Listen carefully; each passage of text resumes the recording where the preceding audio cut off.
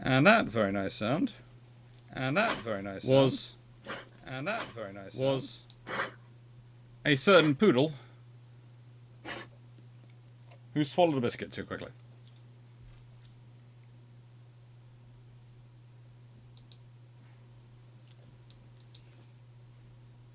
And let's see.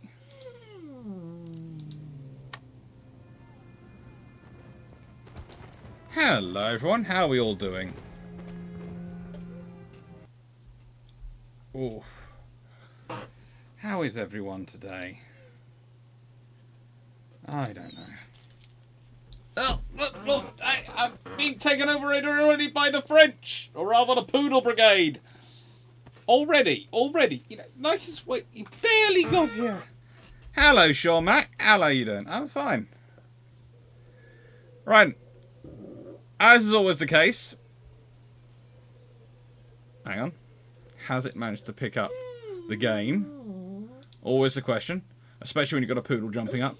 Yes, it's picked up the game. Hello. I have got a poodle complaining that he hasn't had enough biscuits. Yet, we all know you had a biscuit because you were coughing because you swallowed it and tried to swallow it whole instead of actually eating it. Everyone heard you coughing at the beginning of the stream. You're all my witness. Hi, Steve. Hello, everyone. You're all my witness. He was coughing at the beginning of the stream. He had a biscuit. You're a tea leaf. Yes, you are. You're a thief. Gorgeous. Right then. Hello, everyone. How are we doing? So, let's see. Let's do an almost. By the way, I have been given a 2/3 of a bottle of Pepsi by my sister because she ordered it and then remembered she doesn't drink full fat Pepsi anymore and has given it to me. So that's my drink for today because I'm finishing it off before the live brew ships later. And for later, for brew ships, if anyone are watching that, you will find Far Distant Ships will be one of the books we're looking at, which is the official account of the Canadian Naval Operations World War II. I have been trying to get a copy of this for the last 4 years. It's finally arrived this week. And it's worthwhile waiting for, but it's a really good book, and we'd all like to have more of them. So let's find out what the enemies are. Who am I fighting? Who am I not fighting? And remind ourselves of where we were last week when we left off. And do expect some random extra streams at some point this week, because it's a nice way of me justifying stress relief. So let's go to diplomacy. Oh, I'm only at war with Spain in the major powers.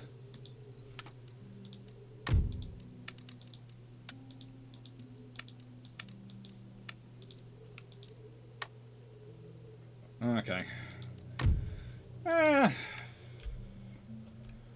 But I would have said you should be allying with me, Poland, Lithuania, because the only one who has the power to take on Russia, who have managed to take everywhere, including Crimea and Kiev in this game, and Muscovy and St. Petersburg, they've taken the whole of Scandinavia, is probably going to be me. Because, let's be honest, there's none of these powers are looking that strong.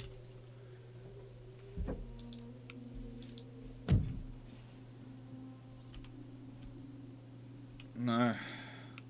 No navy arrived out there, but I know I sent one out there. Let's see how we're doing here. Gonna need some more investment up here, and some. Have I got enough troops here? I've got some troops there, but not enough. I need more. I need more down here than I do up here.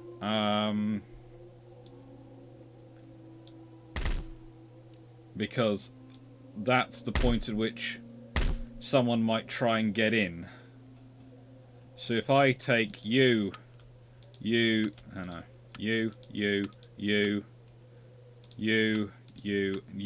you back with me to secure there, that's probably sensible. And then that gives me a decent army within one move of the going off the map if I need to deploy them anywhere rapidly. Could make that into a rapid reaction army, couldn't I? That'd be quite a good idea. How is everyone doing? How's your week been? How's it been since Thursday? Oh, and a little note. Mark your calendars if you want. If you want to see the extended edition of the Long Patrol on the Green Boys at Jutland and what the impact of that quality of shell being at Jutland would be. It's going to come out on the 31st of May. Can't think why it's been coming out on the 31st of May. Ooh. Need to go for bread and dealing with a headache. That's not nice, Steve. That's not a nice combination, because that means you might have to deal with actual humans. This is the point at which I do sometimes consider myself very lucky for where I live in the world, because I am close enough to Deliveroo, etc., that I can usually get bread and things delivered if I need to. I have to make the order up to £15, but I can get it delivered.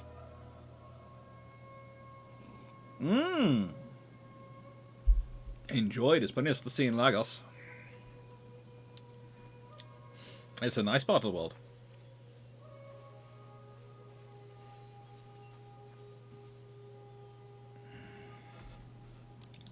Yeah, I'm going to recruit some troops to sit there. Because I'm not stupid. And I do not believe in having a place which has no troops sitting in that particular position. And that's produced some troops back in England, which is good. But I probably need to also strengthen the Navy. Yeah. What can I afford? A nice 6th rate would be quite useful to have in the backing pocket at the moment. Up here, so I will do that. So this will be a naval construction time. And none of my Navy hasn't arrived in the Far East. The trade are doing well down there, but oh! Barbary states have arrived.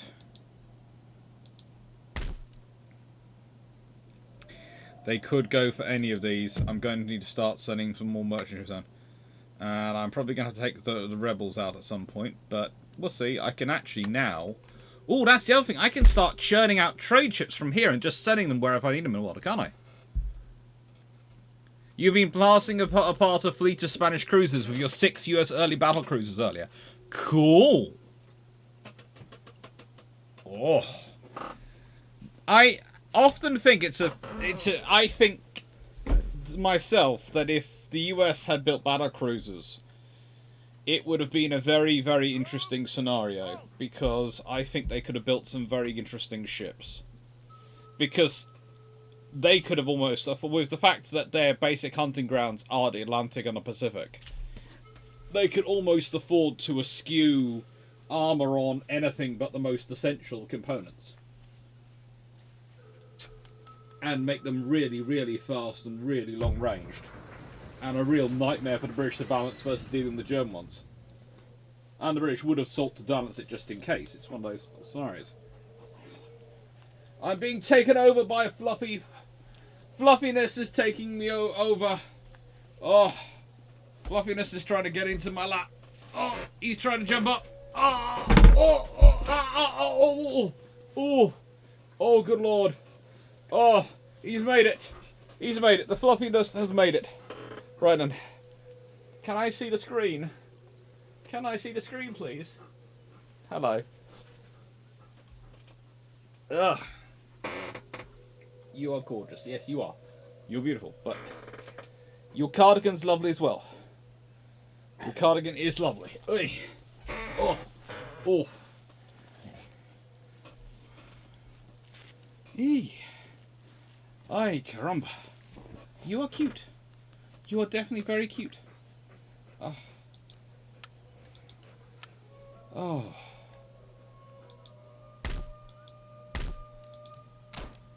That's that. And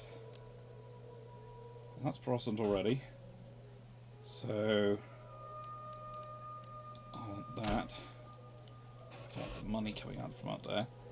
Oh, I could want some facility, but I think I'll skew that for the moment.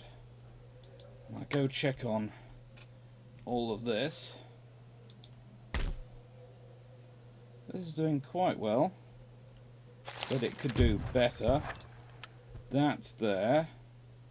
So if I go up here and I start churning out some trade ships. That's probably sensible. Right then.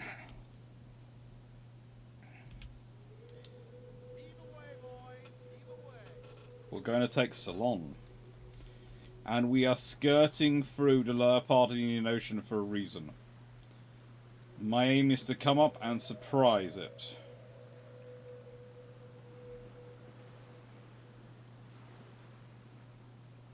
Oh. And look at the Spanish trade I'll be able to get interfere with. Oh my, this is going to be fun. I wonder where that Spanish trade is coming from. Oh, this is going to be interesting. Right then.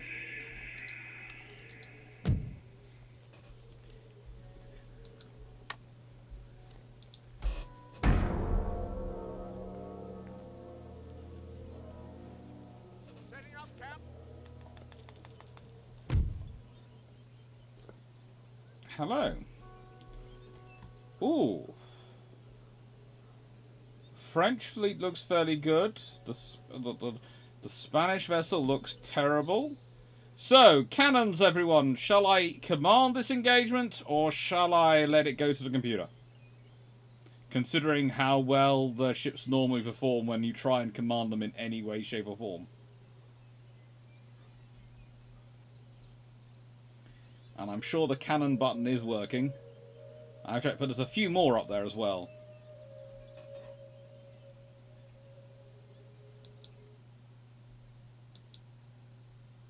Ooh.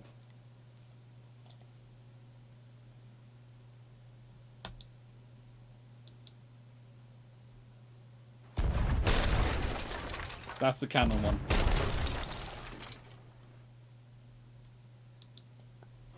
That is the cannon one. But that was played by me, so, you know.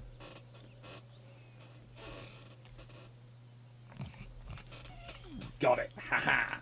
You thought I'd forgotten about cleaning your eyes out, didn't you? Ha ha ha ha. Papa never forgets. Papas don't forget. We just merely put off the moment of disturbance. So, do we fancy a naval engagement? I think we do. I'm gonna take... I know I was waiting for cannon, but I would fancy the naval engagement. So I'm just gonna go for one. And let's see. Hopefully you won't have the option to have to play the You Sank My Battleship one. Yes, I have included a You Sank My Battleship thing.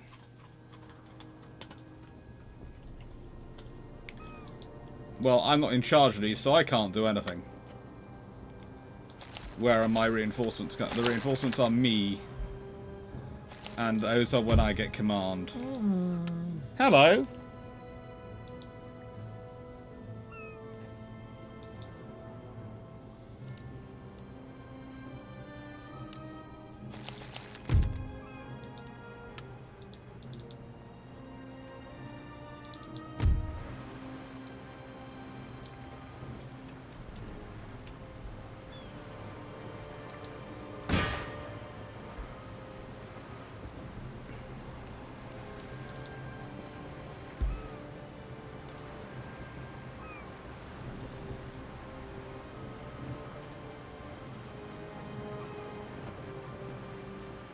Been doing the You Sank My Brigs for 2 days against French Canadians.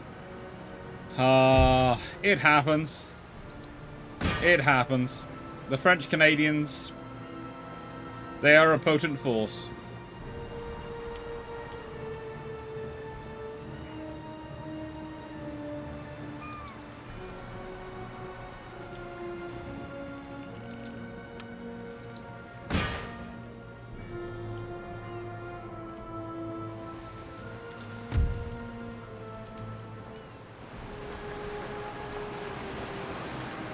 This is a really interesting combination because it's an Anglo-French fleet versus the Spanish.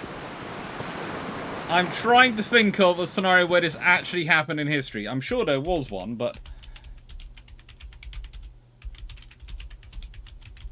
actually looking it up now and just checking. There was supposedly the 1779 Armada, which was supposed to be an Anglo-French fleet. Anglo-French fleet. Well, no, that was supposed to be a Franco-Spanish fleet.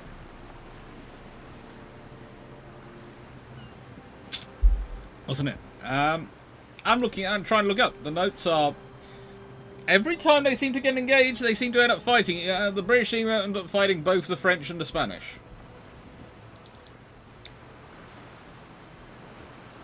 And yes, I am sailing not really with the wind, but there is no way I can reach there any quicker. Versus the Dutch. Theoretically... But I think that was versus the Dutch, never versus the Spanish. So it was an Anglo-French fleet versus the Dutch. I think that might have happened.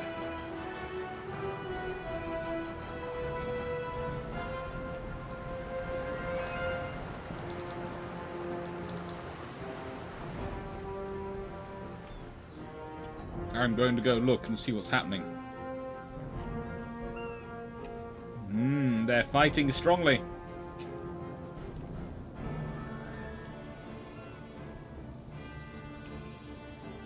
The French have got a second rate here. The French have a second rate, a fourth rate, sixth rate, and two sixth rates.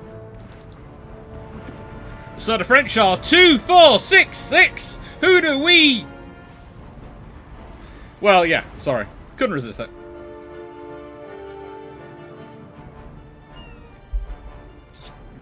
Here's the thing. James II wasn't actually a bad admiral or a bad general. He was a terrible politician, but he was actually good in command.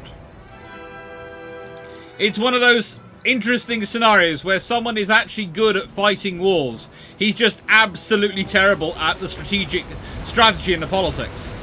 And Charles II, Lord love him, needed a good general, but didn't need a good politician, and never bothered to really train his brother in it. Or rather, every time he tried to train his brother didn't take any notice. How is the galleon winning?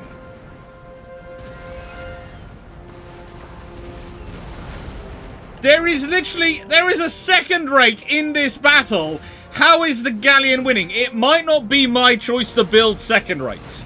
I might eschew second and fourth rates as pointless. But why? How is the galleon think it's winning when it's against them? And now it's surrendering. That's more likely.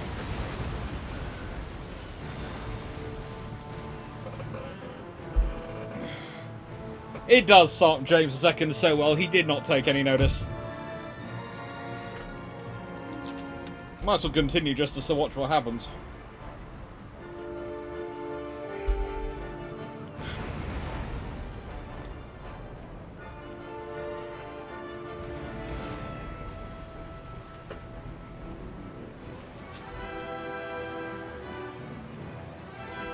There's actually the possibility here that they win the battle, but I end up capturing the galleon. Which I have no qualms against, because the galleon is worth a pretty penny. It's a treasure ship. And look at this beautiful painting on the stern of the galleon. Beautiful, beautiful artistry going on here.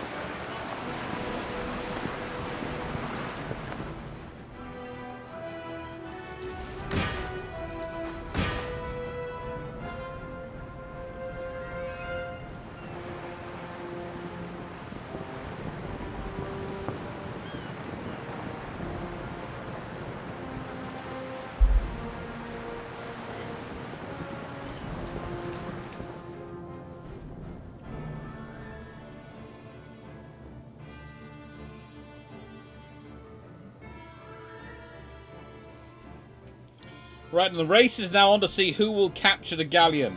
Me or the fourth rate. I'm going against the wind, but I am also upwind of him.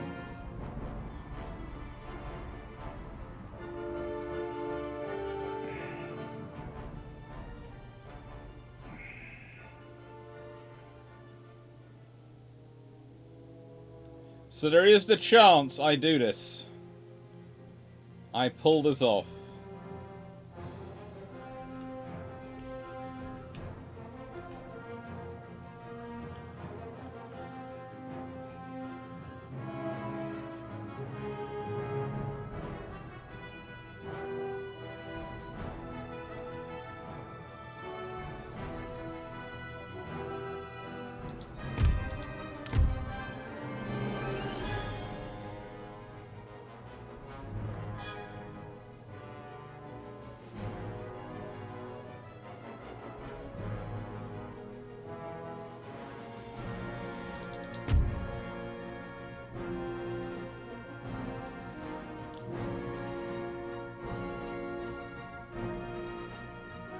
That second rate is bearing down fitfully. I have great appreciation for it, but third rate is in pole position.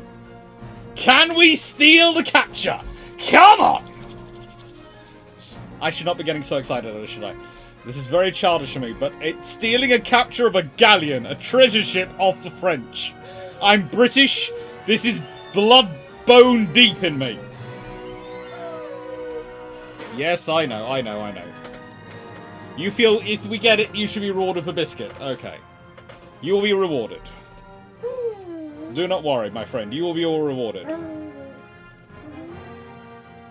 Oh. Come on. Oh, just timed out. So annoying. But, because you're cute, you still get half a biscuit.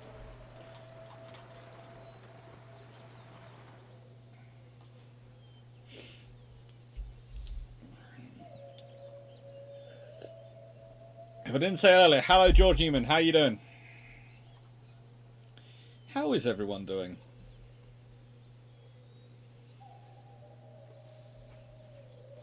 How many of their gentlemen are they going to stick in my thing? Agent recruited in Scotland. Agents. Gentlemen, you come down to here. No, I've got plenty of money. I can do this. This is what I need to do. Plenty of money, I know what I need to do.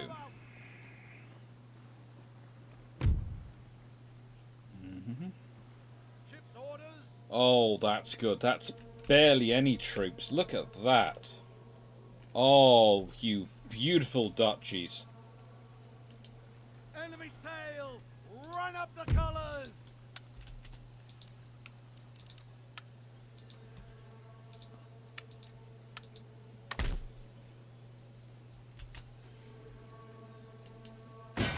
Ready for battle! Let's see. What kind of defense is it? Siege them! Oh, oh, you beauties. Peasantry. Oh. Continue siege, because I want to check. Hide behind women's skirts. No walls. Oh, you. Settlement besieged. You absolute beauties. Thank you, Dutch, for your lack of investment in your empire. Fine, so playing Empire Thursday and playing as Colonial Virginia and can't get out of Northwestern Atlantic. That's a problem.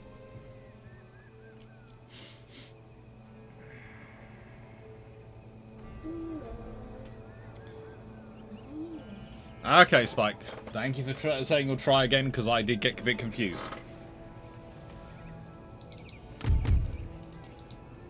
Oh.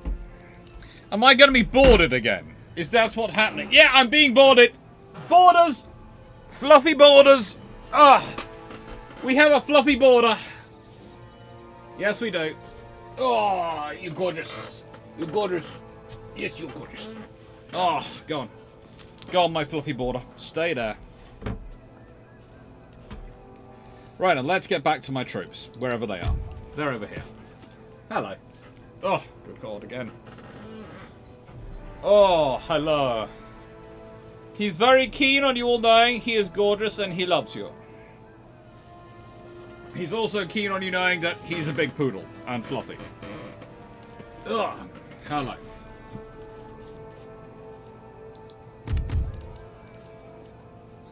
What are you looking at? Right then. So, my guess is, if I was them, I'd park everyone in there. But they might not have. They might have been silly. What's the betting they've been silly? And where should we put artillery? Oh, good lord, I've forgotten how flat Ceylon is. I've forgotten it was this flat. If I sound at all funny, it's because I'm speaking to you around the poodle.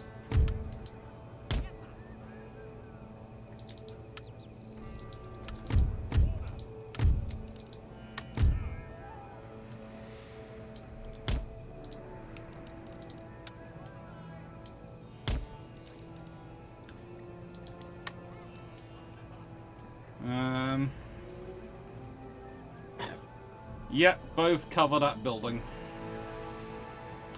But I'd like them a bit further forward just in case. Yep, they now both decently cover that building. Hello, everyone. Hello.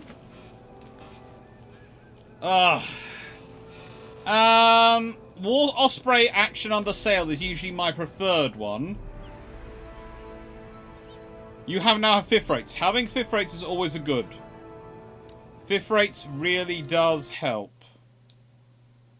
It does make life a little bit easier if you have fifth rates. I'm just going to adjust the sound alerts a little bit as well. Alright. Life is always easier when you have fifth rates.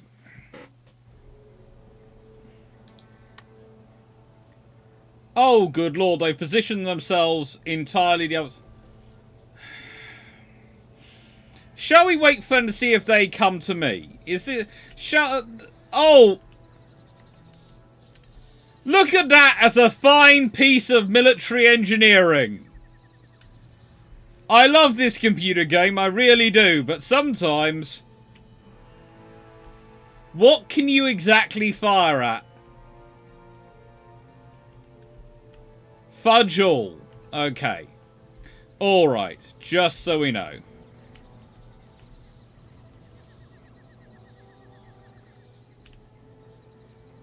Right then. Infantry. You're going to position yourself like this. You're going to go to here. And we're going to just wait for them to come to us. Hello, Runon. God, the AI makes the James II of the Boyne look like a tactical genius. Look, at no other point has the artillery been that badly positioned. It's for some reason, I have noticed it before, it's the Ceylon rebels. I'm not sure what the AI thinks of them as and treats them as, but they seem to be the worst at positioning artillery. They just always are, and every single time it's embarrassing in a different way.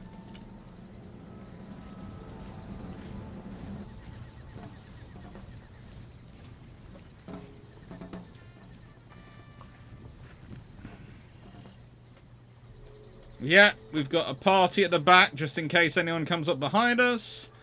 We're nicely positioned. We have our general's formation be nice and condensed. Let's see if we can make out our general in this group. Anyone want to guess who the general is? Yes! It's this twit-twat in the front rank of his horse guard. Why? I do not know. Because in real life, if you allowed your general to be in the front rank of your horse guard, there was something really going wrong with the world.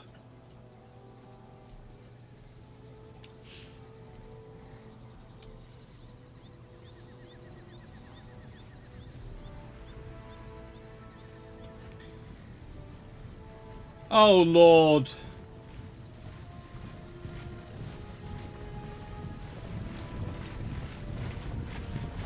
They are going to crest this hill.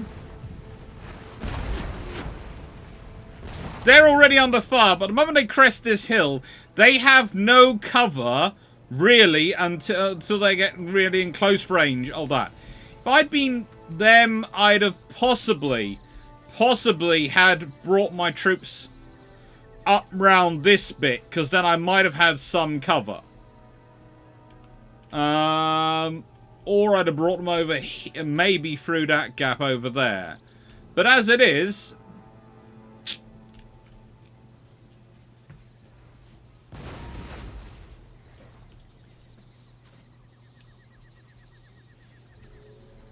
this is not going to be pretty for them.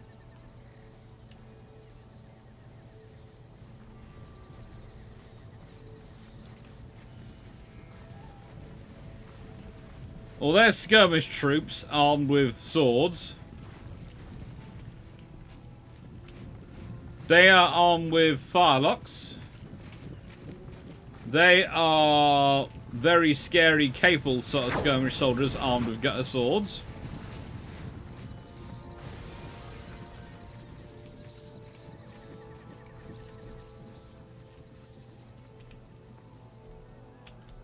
No more firelock arms.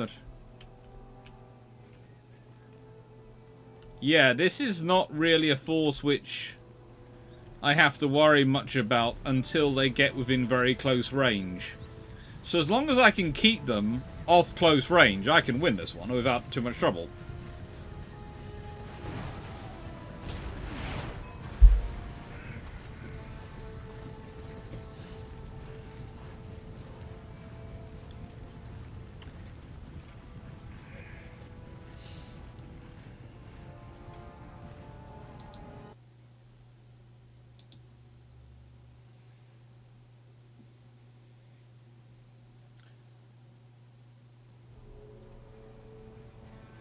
Let's accelerate the timing a little bit just to see what happens, shall we?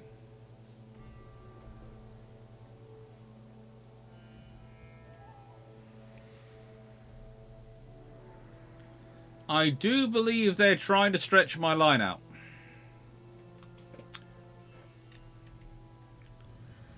But they don't seem to understand the position, the set position of where I've put my line. Because I can do this.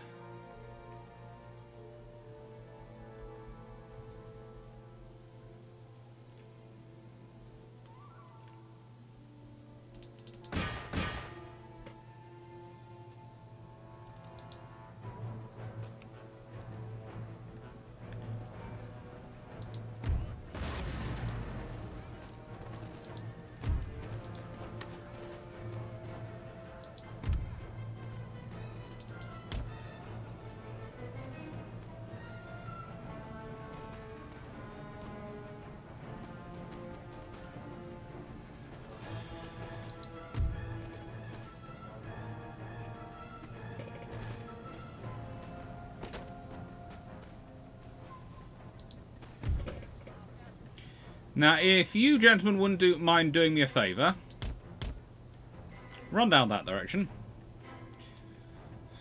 And, you gentlemen, follow. You. Man your guns.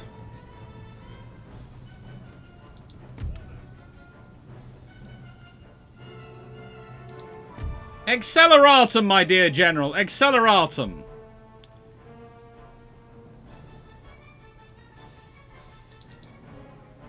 I'm not sure which general that is. Ah, they do have they are firing.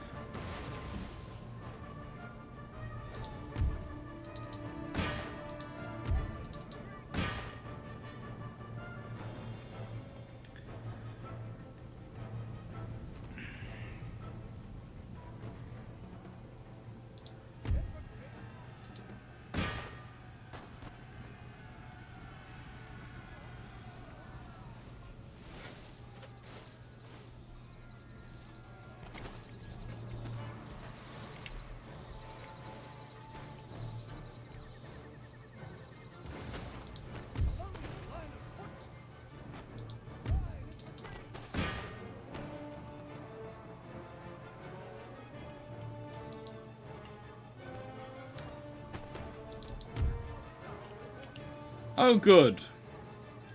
Now I know why the force hasn't entirely run away yet.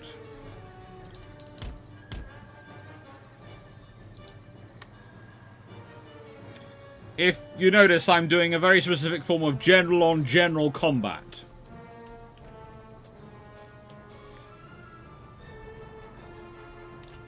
You see, you're about to be introduced to the reality that in my world, generals are, in this game, as far as we're concerned, expendable extra cavalry that I don't have to worry about recruiting as long as I have enough money. Kill.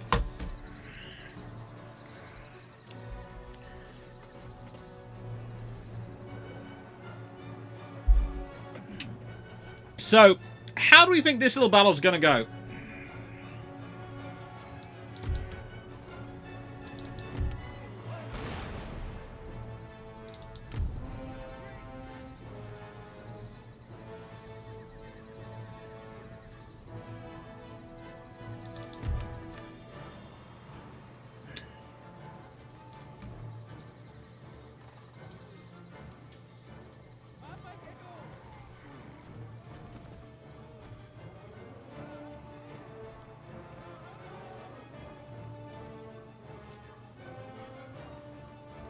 Yeah, by now you normally should be running.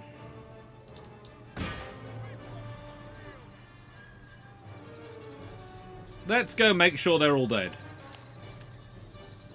Enemy general's been killed. Oh, good lord, you seriously, you generals have the survival instincts of, I'm not sure, a lemming. Well, actually, no, lemmings have better survival instincts than you. That is an insult to lemmings. You do not charge out alone with none of your troops. You're a general, not a captain inspiring a company. Oh. I know, you have better survival instincts than they do, don't they?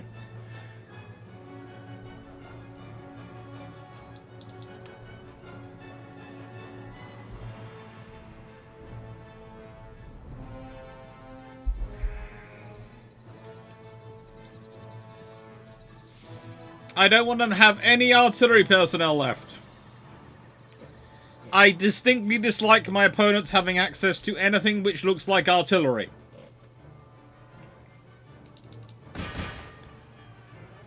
Mainly because I like to use artillery. I don't like to have it used on me. Oh, for goodness sake. That man is dead. He just got drugged for about 12 feet in front of a horse. If he's still alive, he definitely still wouldn't be running.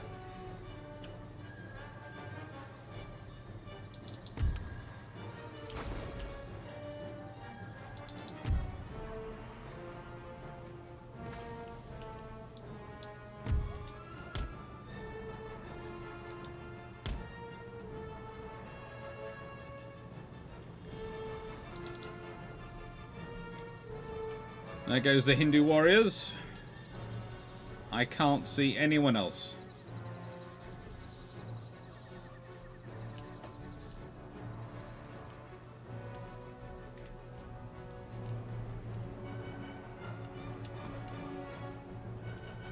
Right then. Ah!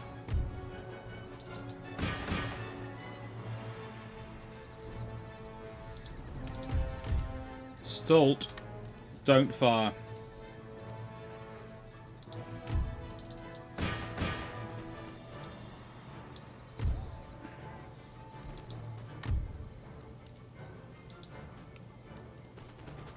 Completely didn't realise that had happened.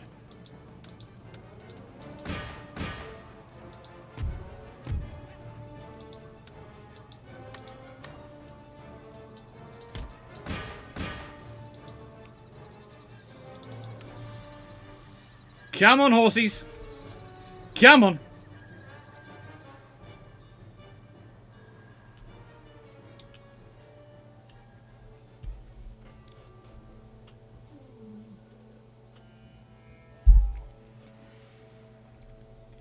Yes, taking fifth rates to fight Briggs is kind of cruel. Works, but cruel. Get a curly wig, I have a poodle. No, I'm not getting a curly wig because I have a poodle. If I got a curly wig, that would give him too many ideas. That would give him too many ideas, wouldn't it? It would. You're cute, though.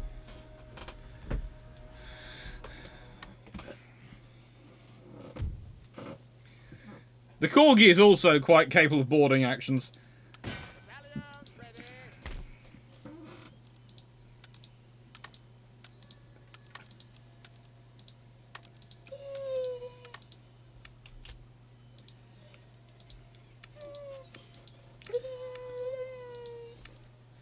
I know. And now the Navy goes out and blockades Spain. All stations prepare to engage. Ready and waiting. I just love it when a plan comes together.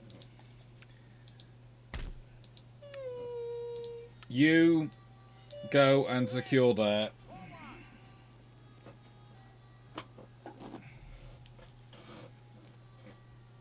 Yeah, that's nice and secured, so no one's going to be coming and damaging that port. I know. You were thinking, what? You were thinking about Prince Rupert. Again, Prince Rupert was actually a fairly decent admiral. Terrible cavalry commander, fairly decent admiral.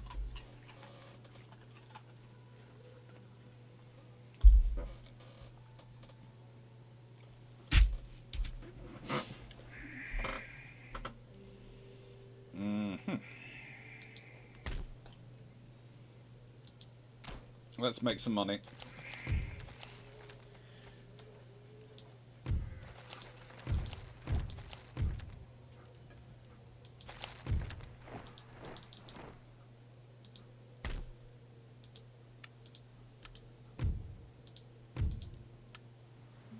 Ship's orders.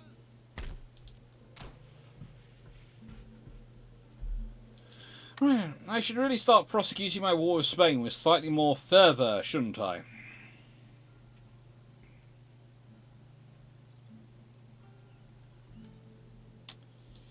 I should do.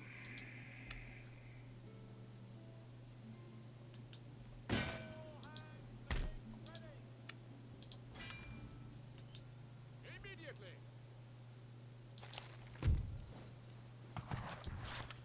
So now I am doing quite a lot of nasty work to various Spanish trade around the world. To the extent that Spain is severely reduced in terms of financial income. And I'm myself working on boosting my trade. This is what I like. I also have a plan of taking over Iceland, because Iceland is allied with Russia. And frankly, I don't want Russia getting that close to America. Especially when Russia already controls all of this chunk. And Russia has now got around and is able to attack through Copenhagen and Denmark into Central Europe. Has got all of Eastern Europe threatened. Is currently its major problem is it's fighting the Maratha Confederacy, who I'm allied with. And I'm fairly certain that is what's causing them some trouble. If I go to Maratha Confederacy, are they? They're not. Hang on, they're not at a war arrangement with them. They're now allied with both the Ottoman Empire and Russia. In fact, the Maratha Confederacy has walled themselves in with allies. That is not necessarily the most sensible thing to do. They have walled themselves in with allies, so how do they expand? Oh, frigate. What are they going to do? They'll probably do a naval leap. The question is to where. If I was them, and I wanted to have a threat to someone to come and attack easily, I would come round the back and attack Spain from the back in South America. This is where I would pop up, because there is literally nothing the Spanish have that secures this area, and you could achieve naval dominance very quickly, and you have a very easy scenario to attack there, and there. Now, I'm considering putting together an expedition, going and taking Mexico. Because if you look at that, if I can take the troops to that port, I can get them to Mexico City very quickly. If I can take Mexico City, then I can take out probably what is a large portion of their capabilities in terms of army production within the region.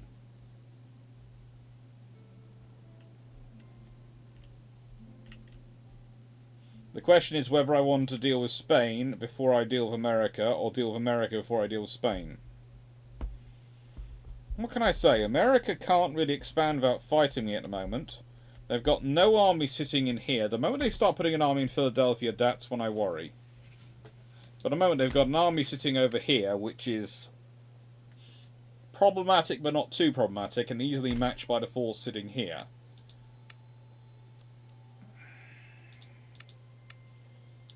So my long-term plan is I now have control of Ceylon, which gives me control of the spice trade coming from the East Indies and Java. It gives me a firm base to control that, access to that from. So Spain's in trouble there.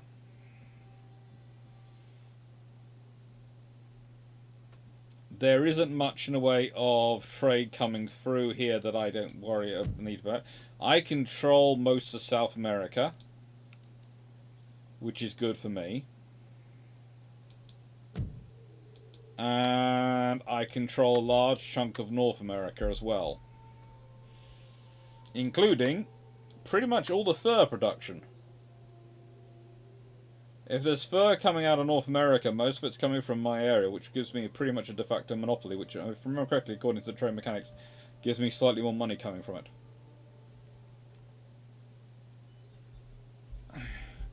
Oh, he put the dogs on his ship to used to wander around with him. Prince Rupert loved having dogs on board his ship. Prince Rupert always had dogs to keep him company. Prince Rupert was an exact example of the testimony of loneliness of command.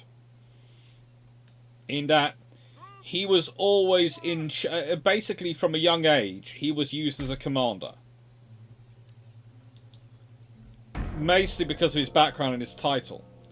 And this meant he's always in charge, which means he can never really get as close to people. When you're in charge, you have to be. There are some people who can build incredible friendships with people, and still give them orders which will send them to their deaths. Prince Rupert has the trouble that he really can't do that. He's not that style of personality, which is both a good thing, but also for him a bad thing. It's a bad thing because it means that he, for want of a better phraseology, is always dealing with the scenarios which can come up. He's always having to be in charge of people, and so he needs something who he can build a close friendship and a close relationship with, and that's where his dogs come in. His dogs are his close relationships. Hello. You'll be quite nice. What should I build up here? I think I will build... Well, I've got trade ports all the way around here, so if I build this into a steam dock, I can build that into a hospital dock, and then I can build a decent navy up there, can't I? Oh yes, I can. So that is my plan. Build a decent navy.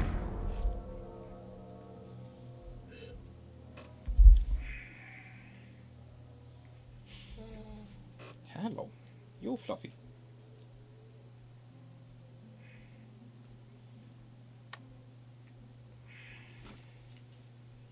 Oh, yes, you fluffy.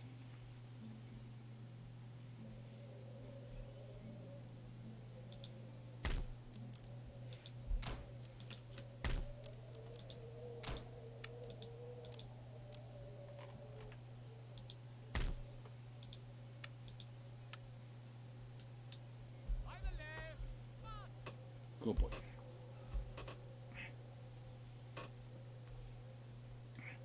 But no, so he always had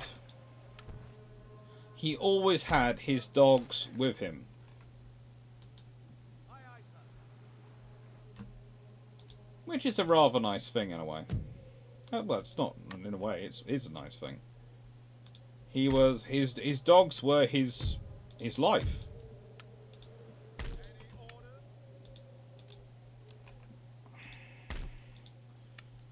I have to admit, I do understand that kind of feeling. On! Yeah. And because I don't want to have random people turning up and causing me trouble, you go garrison there. Forward! You go garrison the fur. And you go garrison the farm. Forward! And that should keep people from causing me trouble up here. Yes, there's a logging camp over here, but when they come in, those are the areas I can quickly reinforce to, so I don't want to have troops which are too exposed and which I can't reinforce. Let's go check on my cabinet. Oh, my king is good. King is decent. I'll take all of that. I will take all of that quite happily. Let's go through here. What happens if I put this back to this so it's best balance of growth? I still make plenty of money and that's good. And then it still grows slightly faster.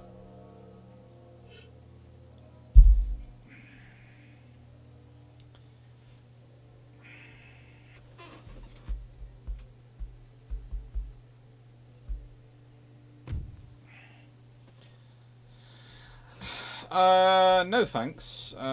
Refuse that offer. As much as that would appear to be a nice offer, no, you're not getting Jamaica for that. Sir! Your Majesty. Now, let's think about that because at a certain point they're going to start thinking about Ceylon. And I want Ceylon to be prepped to fight. So first thing I'm going to build there is some actual fortifications because I'm that kind of sod. And do I want some extra? I want some actual cavalry, don't I? I need some actual cavalry. Can I get my favourites? Yes, I can. Ooh.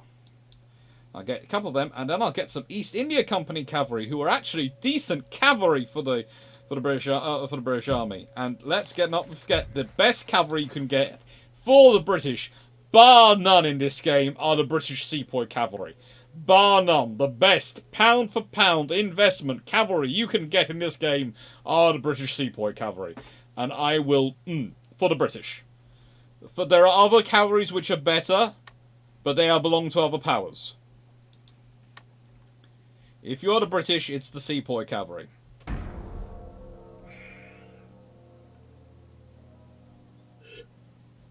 And I will regularly have dragoons, East India Company cavalry, and Sepoy cavalry as my mixed cavalry force. Because then they are just, it's a beautiful mixture.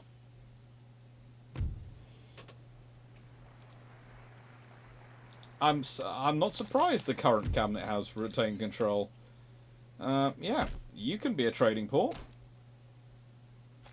Oh, Spain, you're still there. I forgot. Oh, I remember. You're trapped there and you can't go anywhere else, can you? It's such a shame.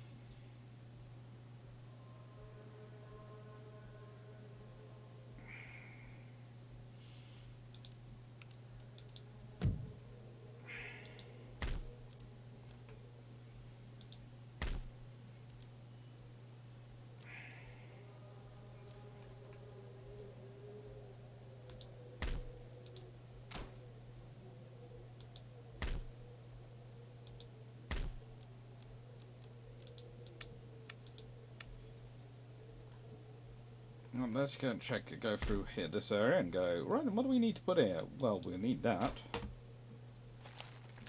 And we probably would like some investment in that farm. That should do, some investment going around. And we'll do some more investment in this one next time. I know, I should be actually fighting. I've got a poodle reminding me of this. I should be fighting and conquering, but I'm doing some investing, so I've got some money coming in to help build up everything. There we go. No, I'm sorry. Counter offer. Do I have any technology? I have no technology to offer them. Regions, anything I really couldn't be bothered about. Nope. So, nope. Sorry.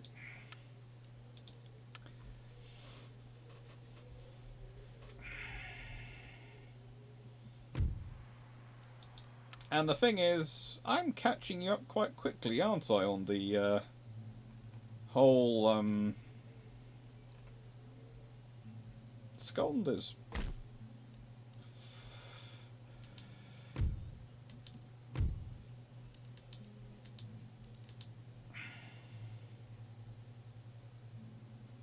That's Dundee. No.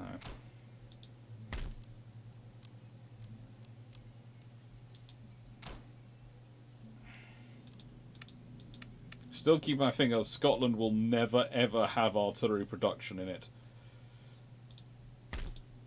You go to there. I can build you in a second, so I will build you next time. Let's check here. Can I do anything to any of these towns? Any of these? I can't upgrade any of them. That's fine. Let's go out and have a look around here, see if there's anything I want to upgrade as well as can upgrade. That's always the case. Do I want to upgrade as well as can I upgrade? I have to decide.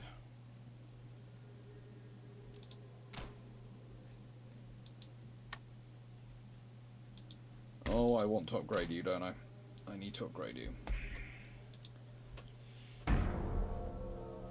Alright then. I think this time we start building up again the Channel Fleet, and then after we build up the Channel Fleet, next time we build up the army to go and take the rest of Central America off Spain, don't we? Because I've got an army sitting down there which can start targeting. No, you're not getting Ireland. You are not.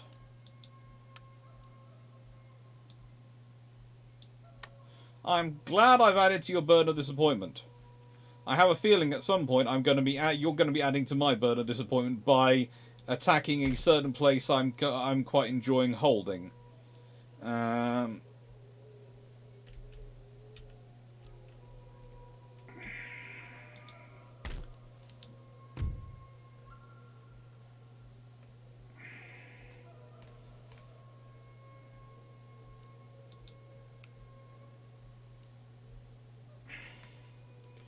Yeah, let's go back here and build the navy.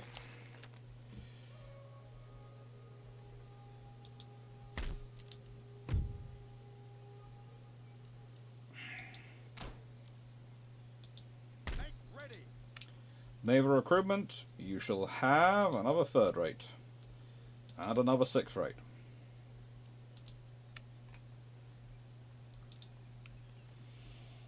You see, I too like the sixth rates, but I build them with third rates, because why not?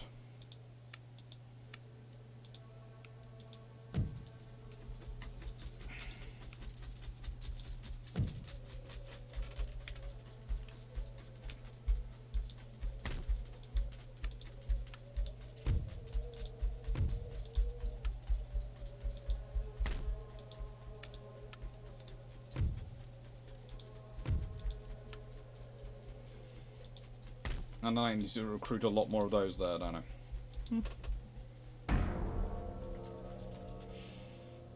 So what are our plans for the rest of the day? And has anyone watching this managed to watch the Long Patrol version of the Green Boy video I put up on my channel recently? And if so, what did you think of it? Thank you.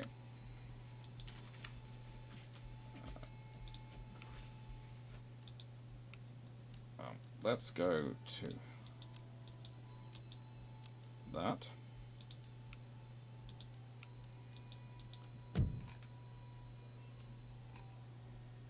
$4,000 already. Yes,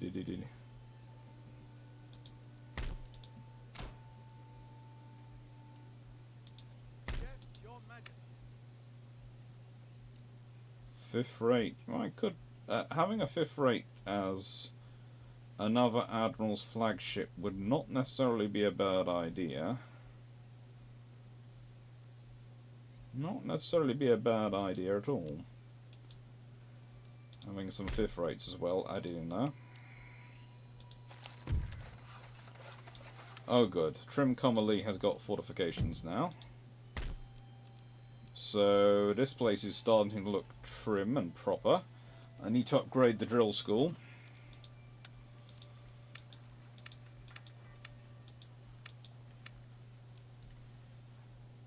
Yep, that's starting to look good. I don't suppose there's any more cities, there's no villages left. Which surprises me, because I'd have thought for Ceylon they'd have had at least 2 ports. It would certainly make sense to me, because there are other places which get 2 ports, and you sort of sit there and go, you justify 2 ports for that, but not for that. For example, Cuba gets 2 ports.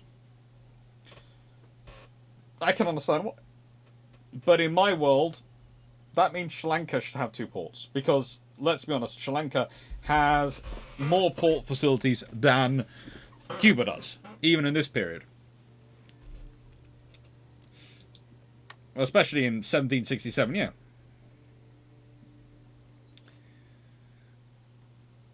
Right, I have a nice army force somewhere up there, but really what I need to do is I need to build up my army for taking Cuba and Hispaniola here and Port Royal. And then after I've done that, then I will go and take Mexico and work out from Mexico. Oh! Thank you! Thank you from Stockholm. Thank you. Goodness. I forgot I'd done that. There are a whole range of those now. I have added in more, and I'm slowly working through adding in more of the graphics things. And sometimes I forget I've added them and created them.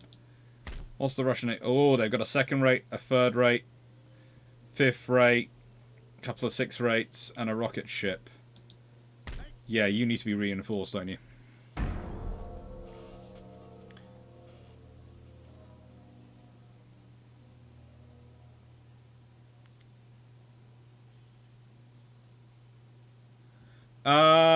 It wasn't a captain, it's Rear Admiral Evan Thomas. There is the captain of Malaya who does an amazingly good job, but Rear Admiral Evan Thomas is the command in charge of 5th Battle Squadron, and it's he who, without him, the battle cruisers would probably not have got away, because it's the battle cruisers which don't get signalled and go in, and then Evan Thomas organises it. No worries.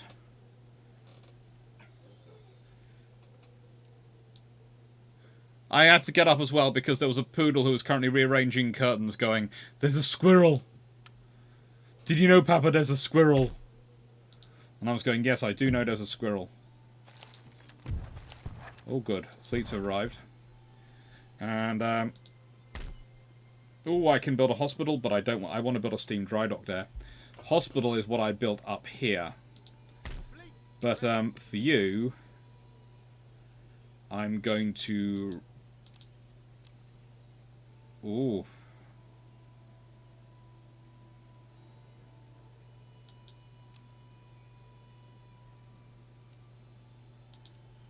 I'm going to recruit all of those for this fleet, which should make it nice and strong. Should, he says.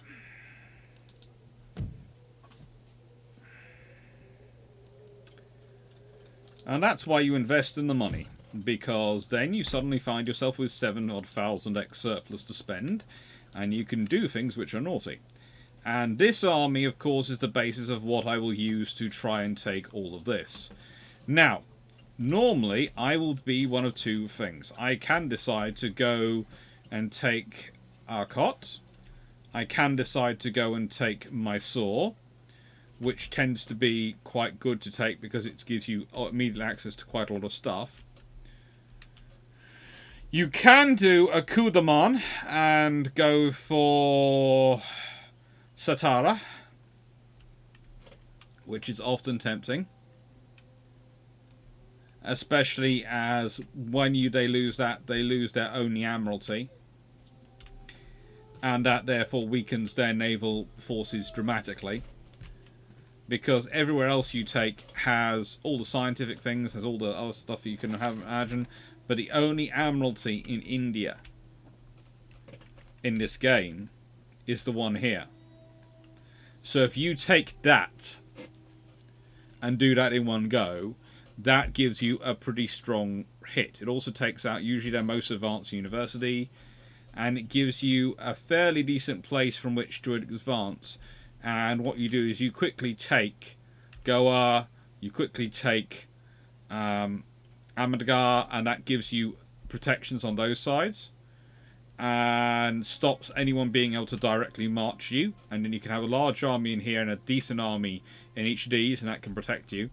And then you have to go to Hyderabad. Then that's where you have to take. Because once you take Hyderabad, as you can see, once you've got there, you've got access through the roads to up there, down here, north, south. Everything goes through Hyderabad. So you need to control that next. So basically, you just move in. And you just take this one, then go south, then north, and then take that. And the reason you go south first is because Mysore is down there. And Mysore will tend to have a fairly decent army. And be fairly aggressive. And they're going to respond more quickly than the Maratha's are, because the Maratha's troops are mostly off where they've been conquering, and that means they're all the way up here, and it's going to take them a time for them to get back.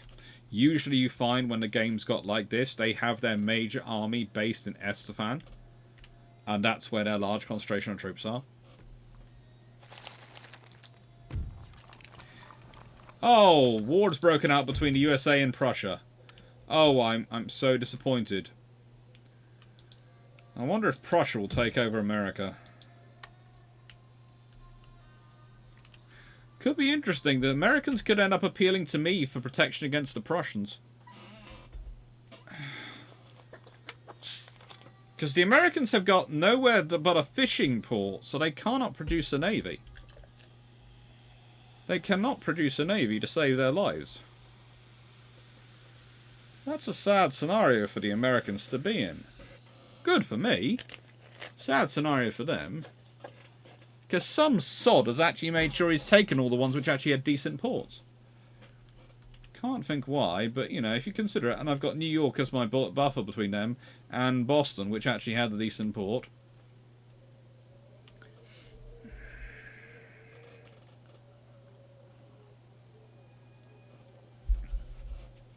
Also, you have to say that Germany might focus on getting the 15 ships online faster. Would their logistics do that with ramping pressure on land?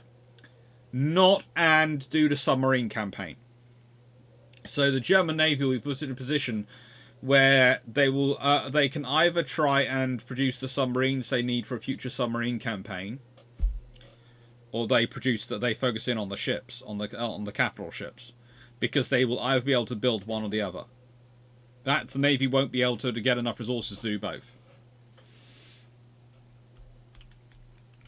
Interestingly enough, Hosendorf will probably want to build the submarines, but the Kaiser will probably want to build, and Tirpitz will want to build the battleships, and they will probably win because the army will support them doing that, because that will stop them interfering with army affairs.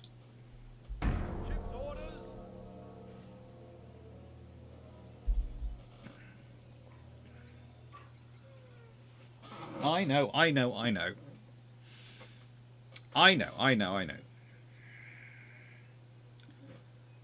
talking to the poodle, by the way, behind me,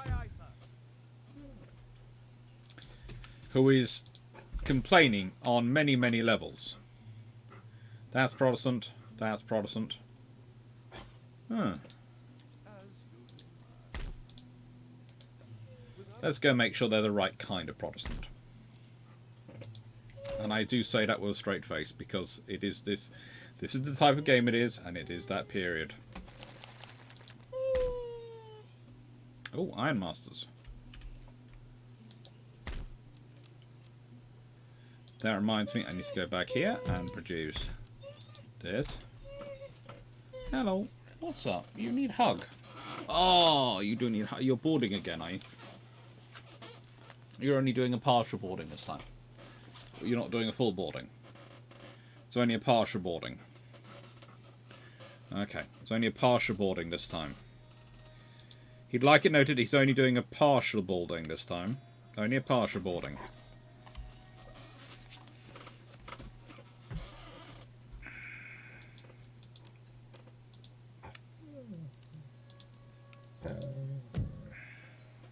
Oh.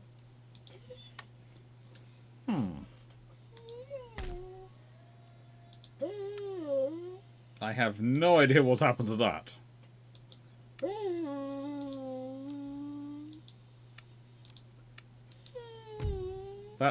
That's gone interesting.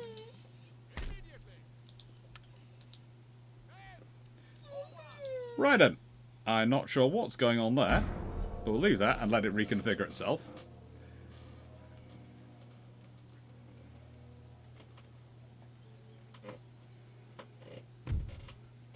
No, you're not getting the Bahamas. You are going to turn into a podge.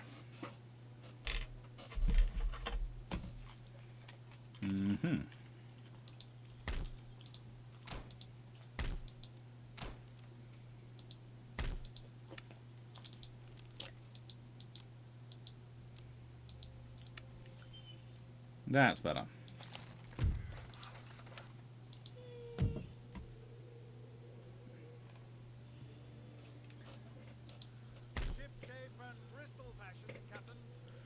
We're going to have a Rear Admiral of the frigates and a Vice Admiral of the line.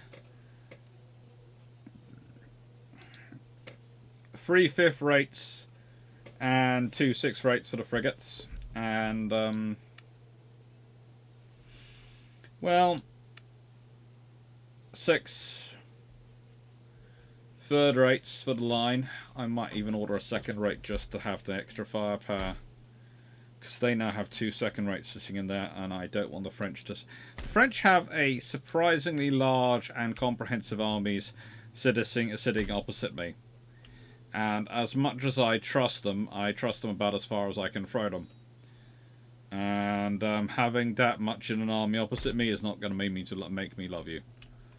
It's not going to make me have great affection for you. It is going to make me think about maybe putting some more troops in my capital.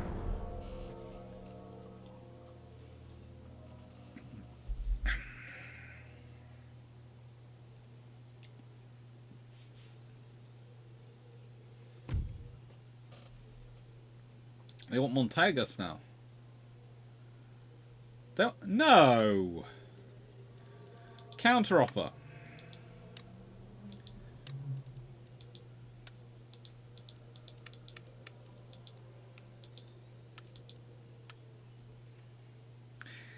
That's a good way of getting out of having to see that whole "you've disappointed us" scenario.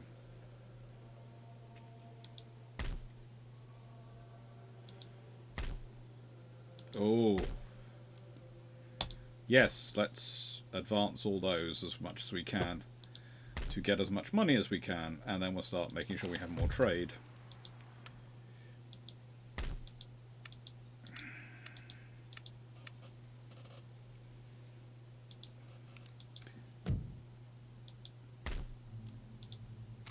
Now, we've got the troops have we got coming in through here?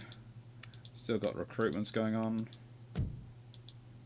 Army, we got, as you can see now, we've got some decent cavalry units here, so I'm less worried about a sudden invasion of this area because they've got some fortifications, not the greatest ones, but they've got improved ones. Oh, they've got decent ones, and they've got some decent stuff here. It will hold, is the point I'm making. Now, you on your own. Yes, you are. So you, or you, go to you.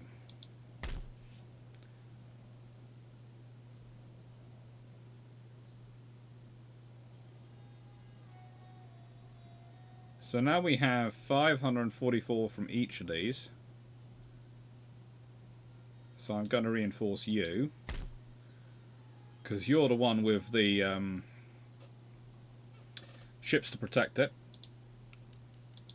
And I'm going up here to check and see what's being built. Yep. You to there. And you down to there. And I'm basically getting as much money out of South America as I can.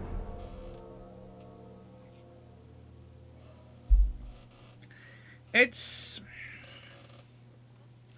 an interesting scenario when you look at the alternate histories, because that having those decent shells at Jutland has a serious impact on pretty much every scenario going forward. It gets worse on the war in terms of its scope of impact the earlier you make that change.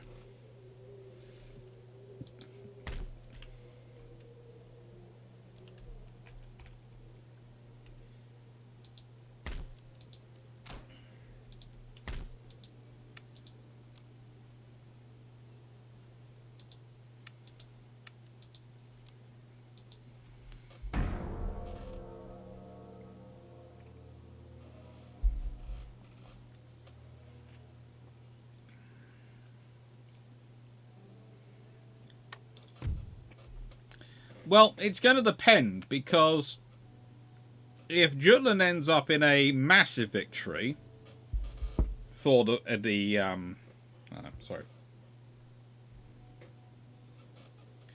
British, i.e., because the Germans do get damaged ships, and therefore Jellicoe is able to do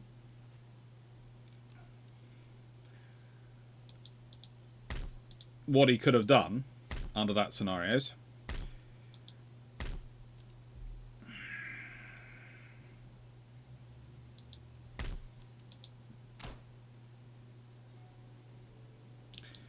Then things get different very quickly.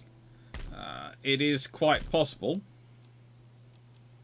but not 100% possible, that if the German Navy gets lead in detail, things go very, very different.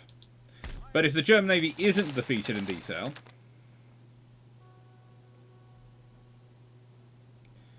if the German Navy is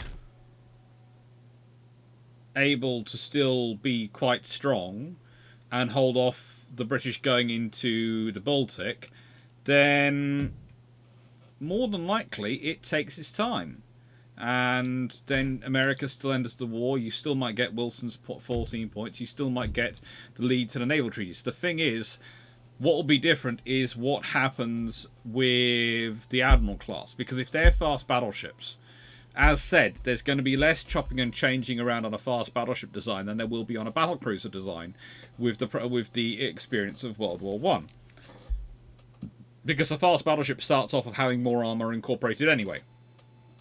And it's not quite on the cutting edge of speed, etc. So 28, you probably start off designing around 28 knots and being happy with 28. Keep it to 28 knots. It might drop down to about 27 knots, but it'll be about 20. So it'll be aimed for 28 knots. I think what you'd get more. So therefore, they might be built. So in which case, the Americans could have a problem, because the British could have, instead of having one 42,000-ton ship in service, the British could have 3 or 4 ships of that ilk in service. At which point, you have a problem for the Americans, because you can't write them off, and the British aren't going to get rid of them. And you can ignore 1, but you can't ignore 4.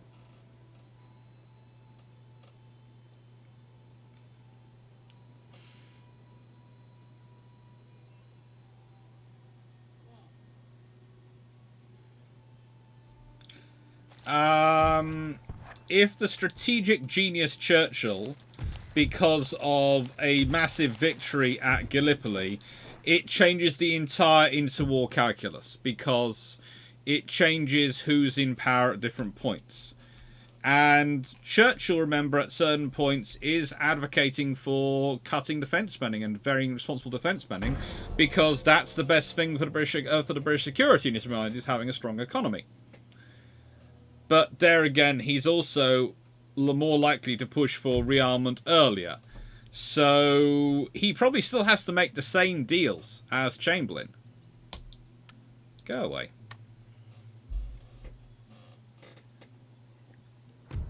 But he might make them differently.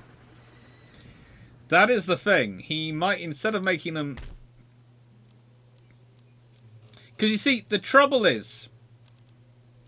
And I love Chamberlain in many, many ways. I think he was absolutely the wrong person at the wrong time in the wrong post. But I do think he was trying to the best of his own abilities, however moderate and limiting they were. But what he was also doing was playing the hand he was dealt in the way he would deal with it. And that's the difference. With Churchill, I have a feeling Churchill would have gone...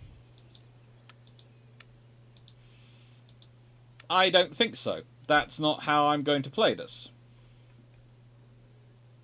And Churchill done it in a perfectly polite fashion. Absolutely terribly polite fashion. But it would have been a case of, that's not what we're doing.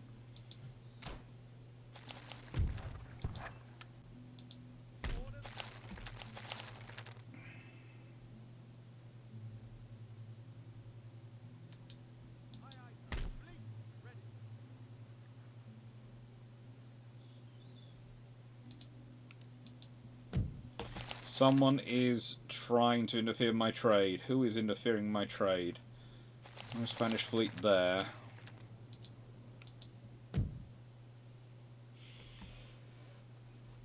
So it's more... I think what Churchill might do is, instead of having an Anglo-German naval agreement, he would bring the Germans into the naval treaty system. And I think instead of trying to get any agreement through independently, he'd want it as part of the League of Nations and things like that. So he would have political cover, and it wouldn't be him just holding the can, if that makes sense. Because he's not the type to do that. His experience of, even prior to World War I, has always been a case of, as a politician, he's a pretty slippery gentleman in terms of managing to spot where he's going to potentially get himself into trouble and to make sure he has sufficient coverage. He is, after all, the gentleman who didn't just rat, he re-ratted. He left the Conservatives for the Liberals and went back from the Liberals to Conservatives. It takes skill to do that.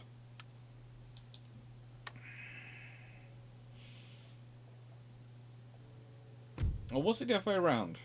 No, he was a Conservative when he led the elections in after World War II. So he ended up as a Conservative, and if he ratted but also re-ratted,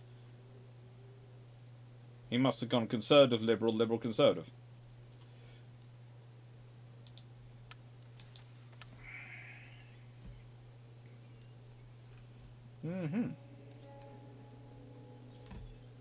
Oh, we can do a lot of constructing going on here. That's 4,500 upgraded. That's 4,500 upgraded. That's 4,000 upgraded. Let's go back to here and check if we need to upgrade this. That is already at that level.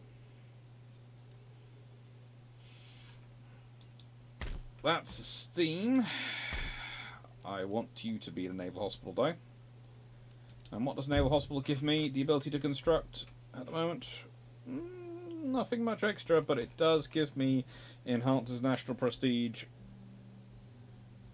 And I don't mind having enhanced national prestige, because I need some enhanced national... Ah, I'm at peace with Prussia, but you're blockading the... You're blockading the Yankee Doodle Dandies up there, aren't you? Yes, you are. Admit it. Oh, I'm going to have to do something about you, aren't I?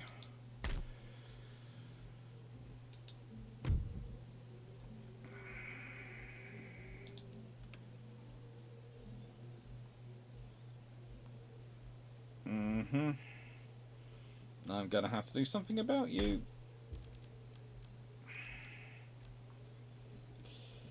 What shall I do about you? I need to go and do this army, don't I, for down here. So that's what's going to be first expenditure. Alright, let's strengthen up this port.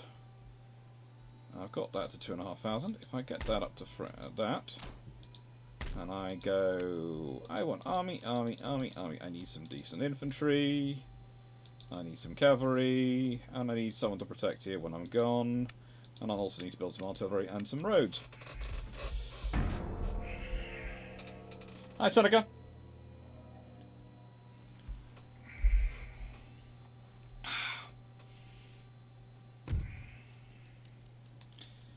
I've certainly been getting some very interesting alternative histories recently. I do find it interesting, some of them I get, because I look at some of them and go,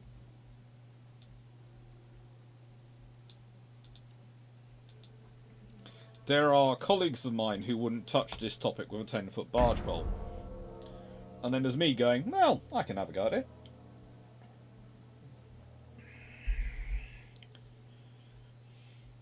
But it also does bring out some of the very interesting and well-meaning people who really don't understand armour history. Or rather, when I say they don't understand armour history, because that sounds condescending, and I don't want to say it like that. It's more a case of their understanding of the history of armour and armour development is because it is limited by the very limited number of sources out there.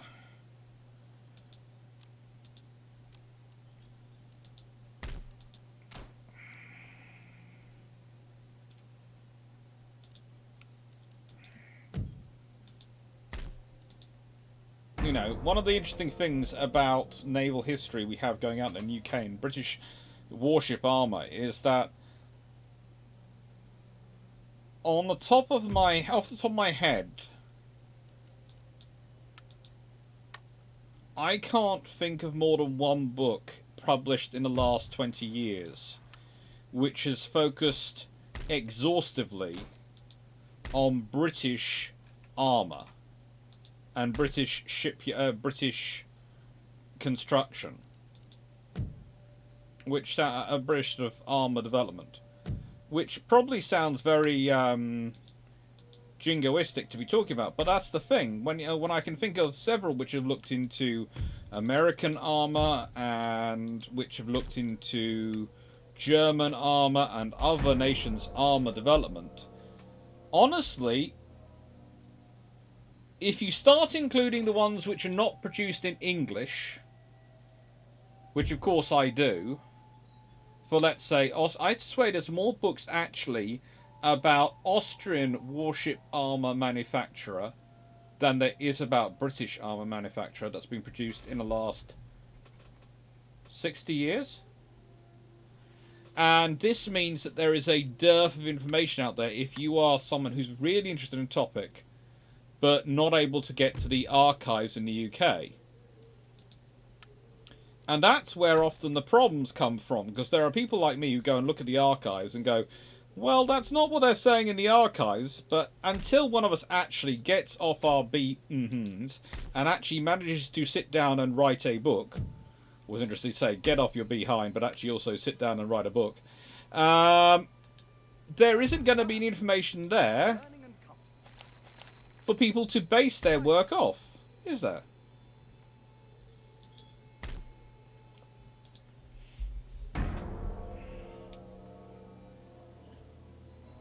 Which always puts me in a fun place when I start to think about answering questions. Do I answer this question? Or do I not? Because if I answer the question, I'm going to be using information which that person doesn't have access to and probably has no way of checking. So I can therefore understand if they go, I don't believe you. Because I'm not sure I would believe me under those circumstances either. Because there's no independent source for me to go, yeah. Here's where you can go and verify what I've just said.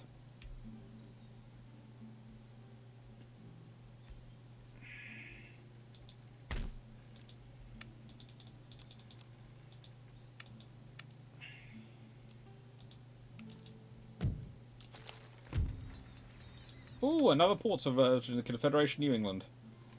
I think that shall be another trade. Shall that be a fishery port or a trade port? Fishery can give me 200 regional population growth, you know, all those lovely things, but trade, what can that give me?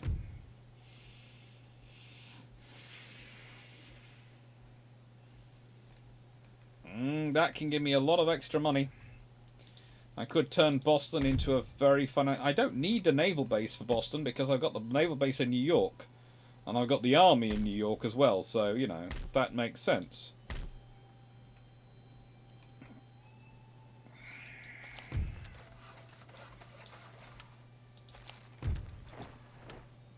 Yeah, Jamaica should be nice and strong soon.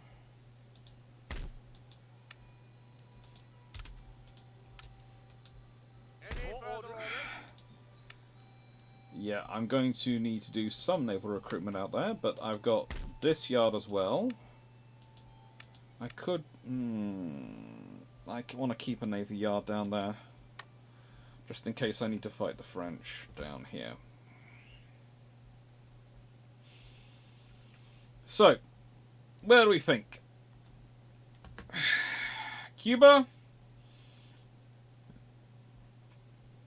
Or Santo Domingo?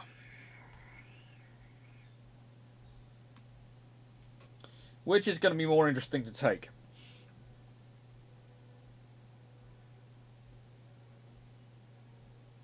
Spain.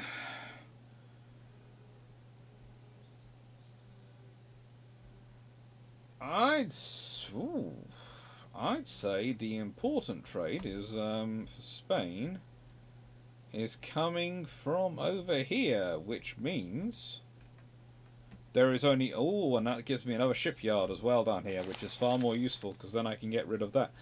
Okay, I think I'm going for Mexico. I'm going straight for a coup de main in Mexico. You've deleted your entire navy, barring merchant vessels.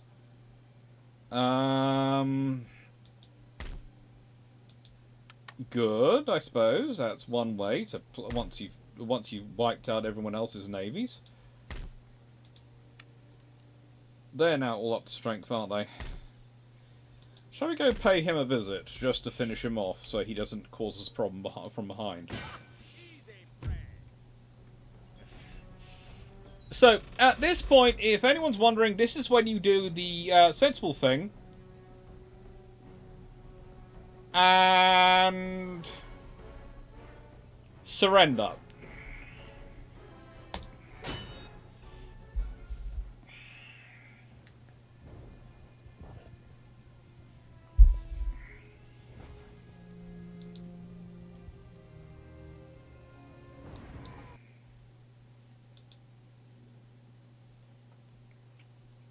If you find yourself fighting this many troops, AI, you should be surrendering. The only person who wouldn't surrender is me, because I'm nuts. I could work on re-improve, and my cavalry has gone down suddenly in strength, but, you know, we'll sort it out.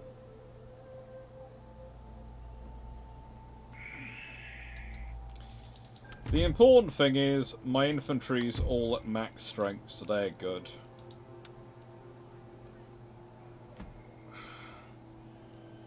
What's the betting he comes and attacks me?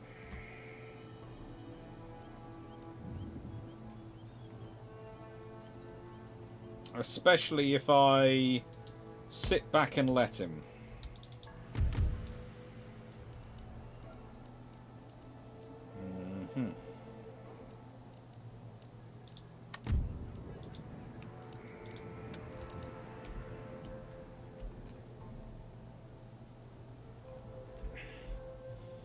That is very, very flat land, isn't it?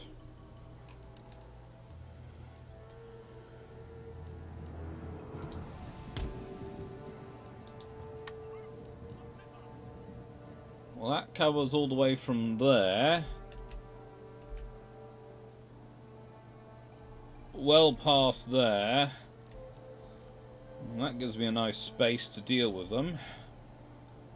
And then I can go and stick to cover this side. Gentlemen.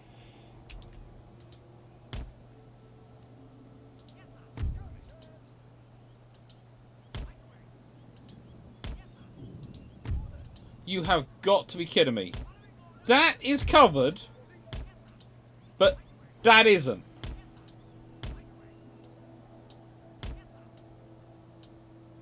What in the name of all things holy?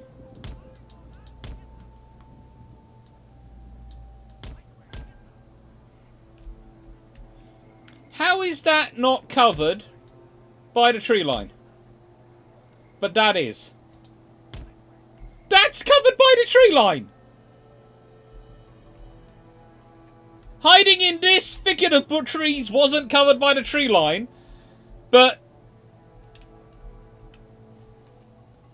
that is. It just. No. What's that exploded view one? I'm not sure, you know.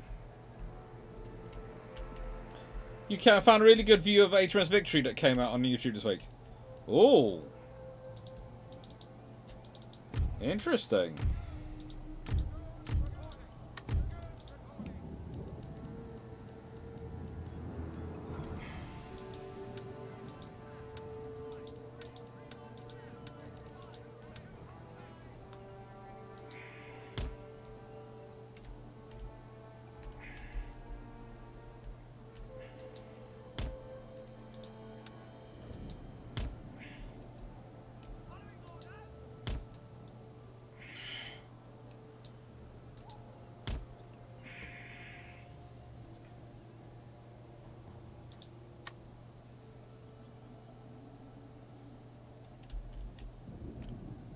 Oh goody, they are taking the absolute bait. And yeah.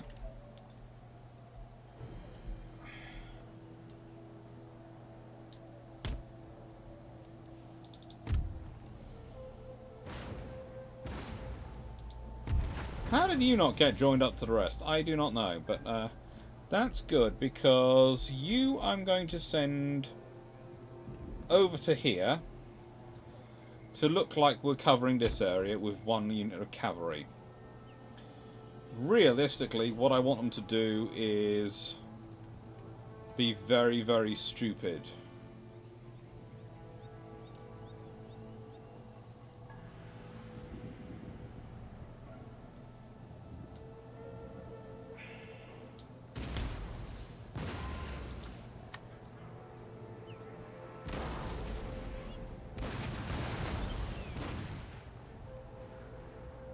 Did they stop their cavalry in range of my artillery? Good for them, but very, very stupid.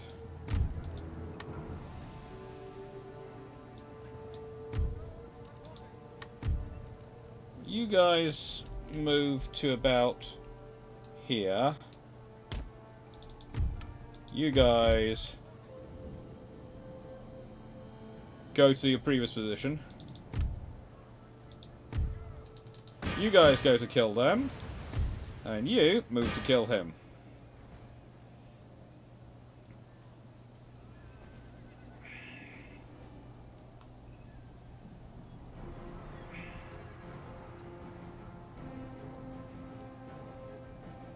Yep, they've done exactly what I wanted them to.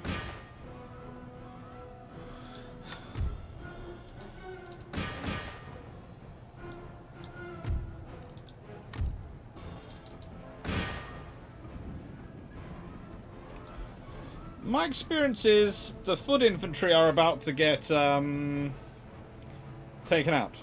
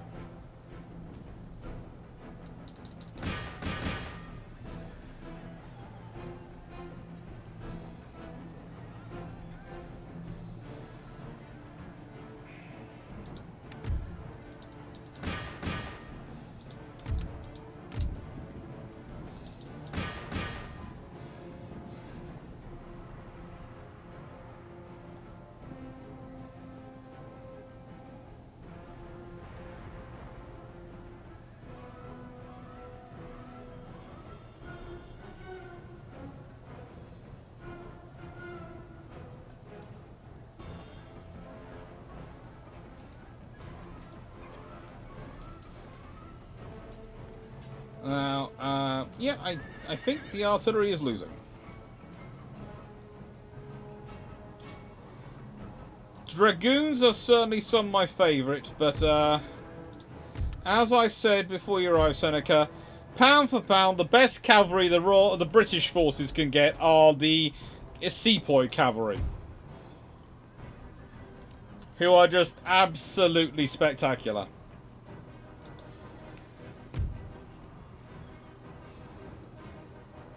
I think I will just end the battle, because I know I can chase them down, but I don't think this army is going to exist anymore. And I'm also preserving my own troops at a certain point.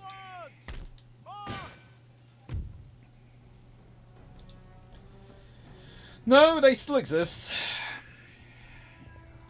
18 troops left. At this point, would you really be marching a many thousand-man army after them? Probably not. Because if you were, that would be an incredible waste of resources. Kill. Engance to engage. You two. You lot just keep back.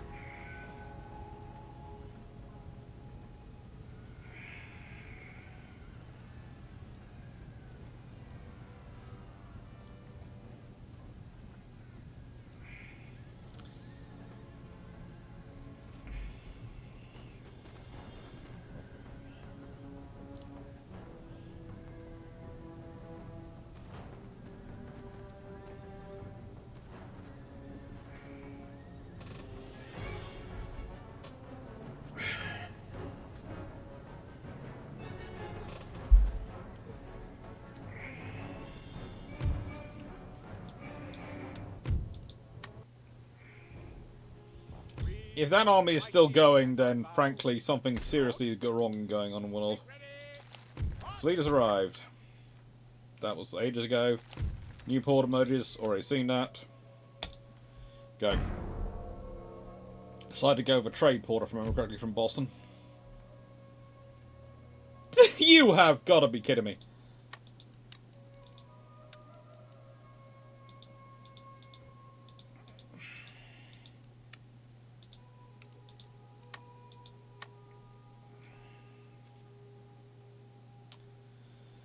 Well, if you're going to try and undercut me by taking out my trade routes, that's why you can do that, but the amount of money I'm going to be making is probably going to be still be a lot more than you are going to be able to deal with me having.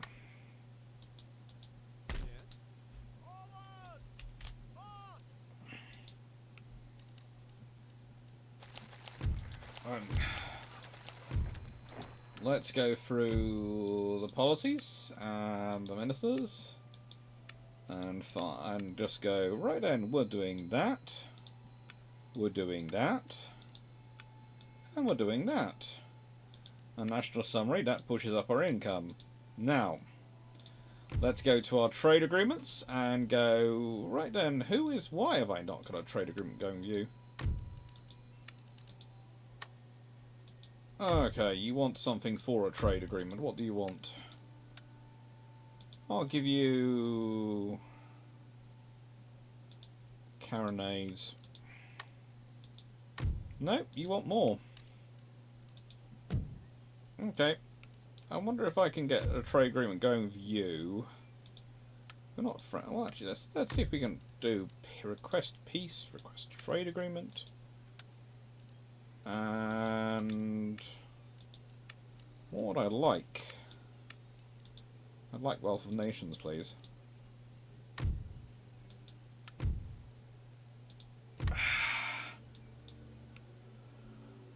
Right then, that means I can pull fleets back from where they're exposed.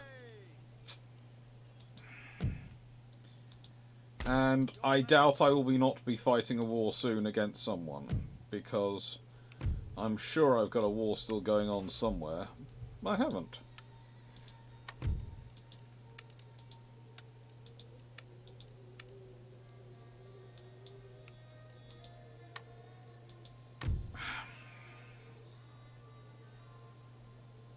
Not sure why Denmark is indifferent to me.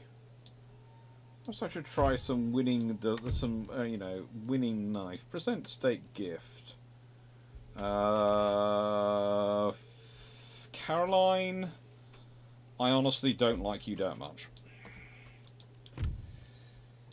But let's go for my economy. How's my economy looking for next time? Ooh.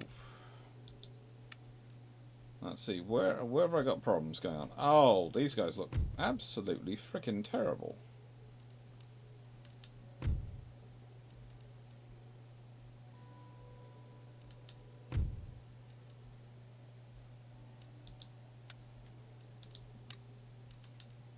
Oh, you're even worse. Who let them into government? I don't know what that is as well.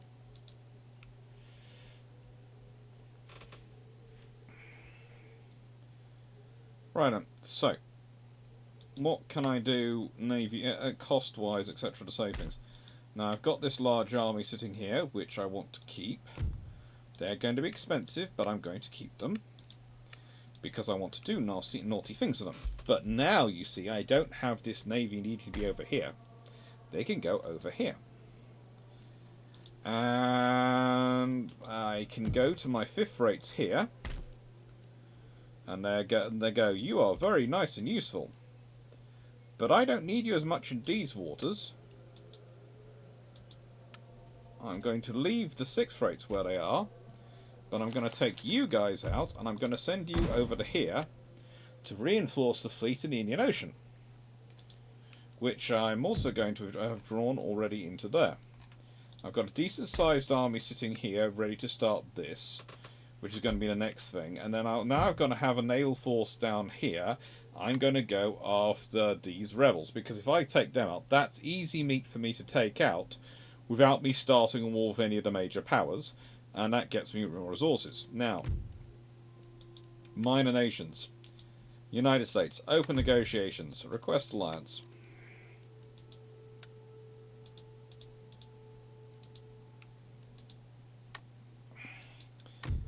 Well, if I'm correct, you are currently at war with the Cherokee nations and Prussia.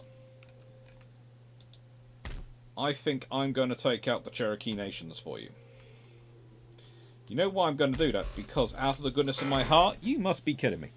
Because if I do that, then I am in a far better position to go up and take your two places. So I look at the Cherokee nations, and I think I can do that quite quickly, if I want to.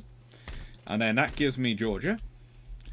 And then with control of Georgia, I also then have a border with Prussia, and you do not have access to that port. And I want to keep America from getting access to that port.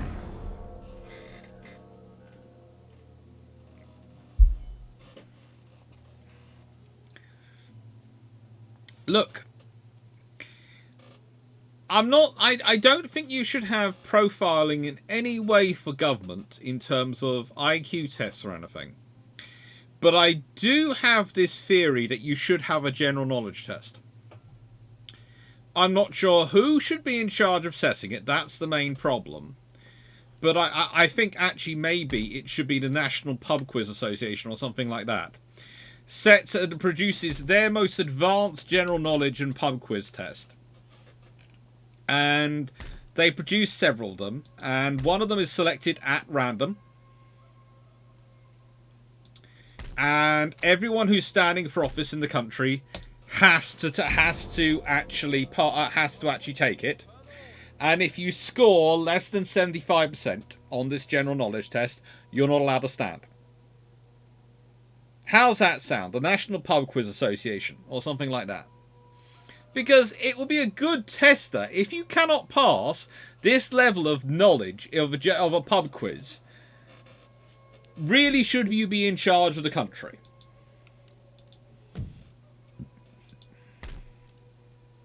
I can just imagine the comments of some people now, but it's a semi-serious thing.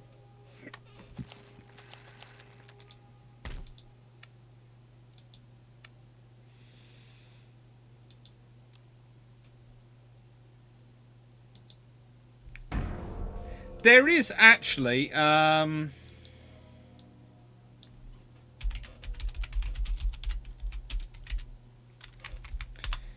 There is the British Quizzing Championship and the there is the National Pub Quiz Champions. You actually, this is I will post a link into it. Well, the reason I said pub quiz rather than mastermind is because much as I love mastermind is for people who are absolute specialists in certain topics in certain areas, and you really want them to be very good generalists.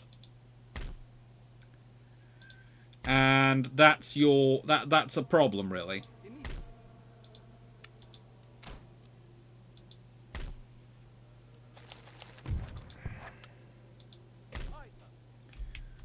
What on?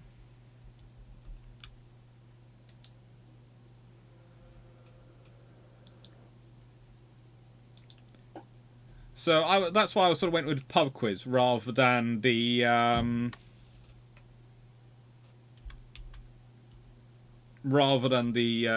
mastermind format.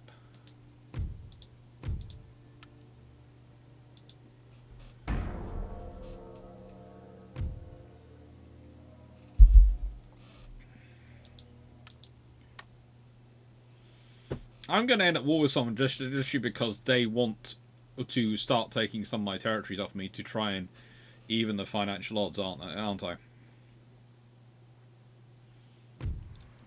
Even though they don't seem to realise the cost of these territories is absolutely extortionate. Really, I don't know why I've done it. I do know why I've done it, but you know. Right then. I have the army.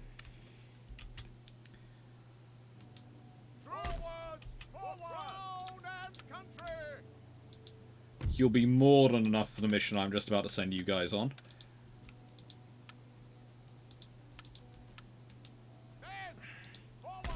Navy. 4 third rates.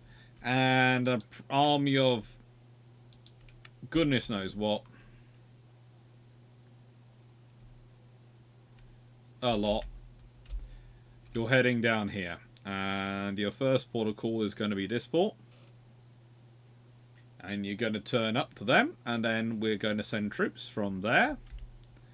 We're going to take there. Then we're going to get load you up again. We're going to take there. And we're going to have all these territories under our control.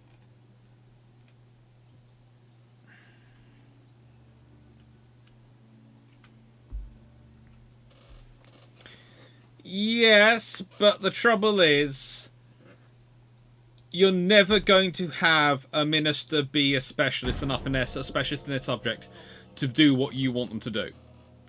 I think the only way you have that as a possibility is, I've often come to understand that I think the cabinet, when the prime minister gets elected, when you elect the government, the prime minister selects their cabinet, and I can understand not confirming the cabinet till they're elected, and then they get assessed by committees. They get voted. They get to select their cabinet, put them in post, and then if they want to change those cabinet ministers at any point in the term of the fixed parliament, unless it's due to death, illness, or something which disqualifies them as a minister, then they have to send that. They have to try and get the replacement through the committee, the appropriate committee. And if the appropriate committee doesn't vote for the replacement, then they don't get replaced. And the person gets left in post. So that you actually have ministers becoming experts in their area because they're in there for enough time. Because that's the real trouble. We have all these ministers, and their term of service is over in seconds.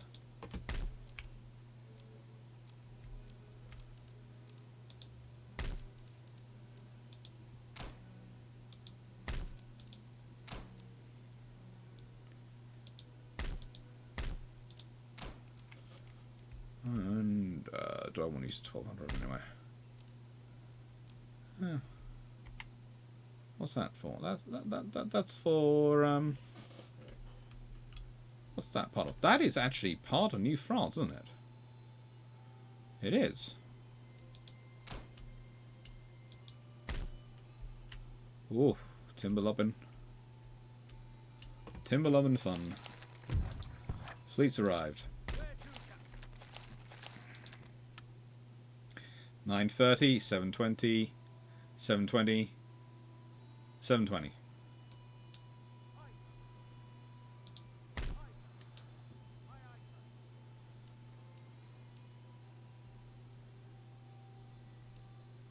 Eight 868, 868, 868. Oh, excellent too. Getting decent funds out of there. New town emerged in the Huron territory. And Lower Louisiana. It's amazing what happens once you start lowering the tax rate a bit. Let's see if we can start lowering my cost of armies. Oh, oh. That could have been an interesting action. But as it is, my dear, I'm going to make sure I have some troops sitting in here just in case you get any bright ideas. Just in case you get any bright ideas. And I have no troops sitting over there, do I? That's something I'm going to have to fix. I have managed to go away with no troops.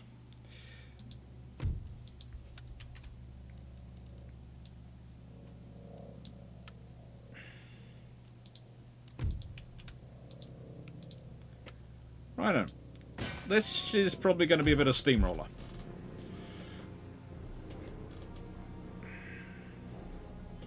It will be. It'll be a steamroller.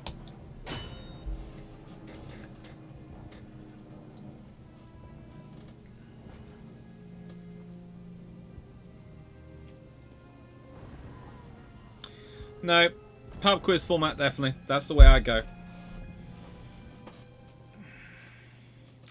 Our minister's not able to be changed every 5 minutes at the Prime Minister's whim. Which also has the interesting effect of decreasing some of the Prime Minister's power. Because if they cannot replace the ministers every 5 minutes at their whim, then suddenly they have to be far more cautious about who they put in post. Because they could be left with an absolute dullard in post for the rest, for their entire office, which is going to give them an apartment which stinks very quickly. Or, and this is the more interesting scenario, in some regards.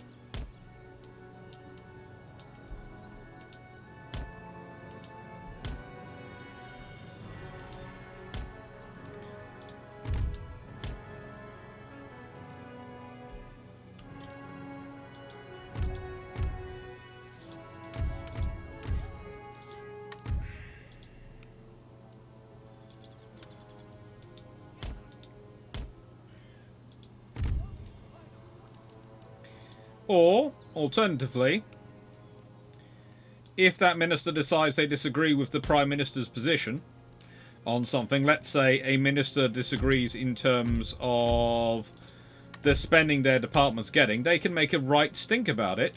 And the Prime Minister can't go, well, I'm going to fire you. Well, you can't, because you then have to get a replacement through. And the first thing the replacement's going to be asked is, do you agree with the funding priorities of your department?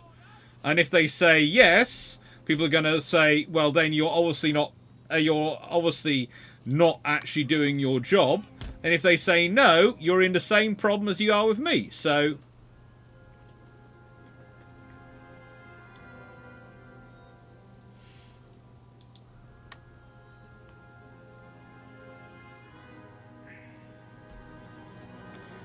right, and my theory is, take them to there. You go to here. You go to here.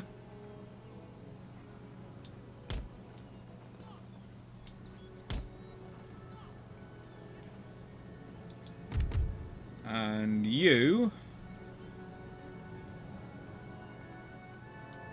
go to here.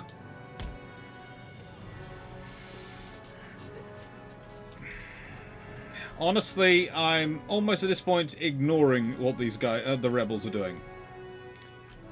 Because I'm presuming they're going to try and lay a trap for me. And my assumption is I get my artillery in position, and then we find out what that trap's going to be. If they let me get my artillery in position, that's bigger fool them.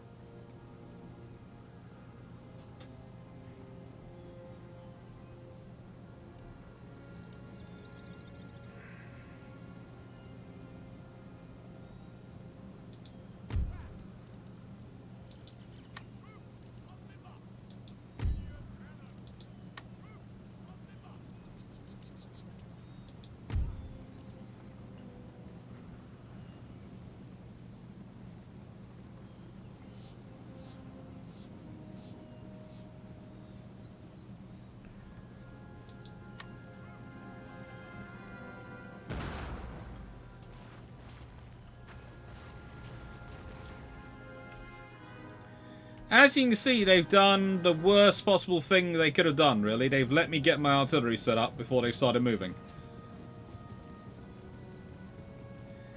I can understand to an extent why they've done that, but that means now I have this line covered by infantry in line position, ready and holding this. I have infantry lining up behind the artillery to stop them getting too close to the artillery. And the cavalry are moving into there.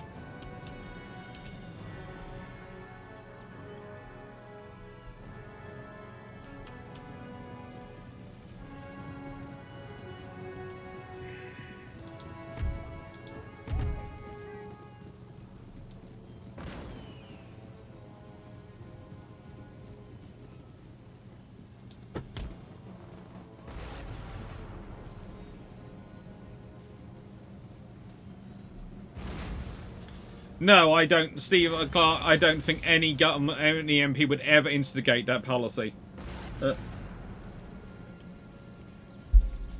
I would like to see it done because I think it's the only way you get back any sort of scenario whereby you actually have parliamentary government and you still retain the strength for the British system while having also less of the creeping presidential system we have coming in. The trouble is for Parliament is that they can theoretically force the issue, but they must remember the Prime Minister is the leader of the ruling party, which has the most seats in Parliament. So therefore has de facto the most votes. Oh, good lord. What part of you thinks this idea is a good scenario?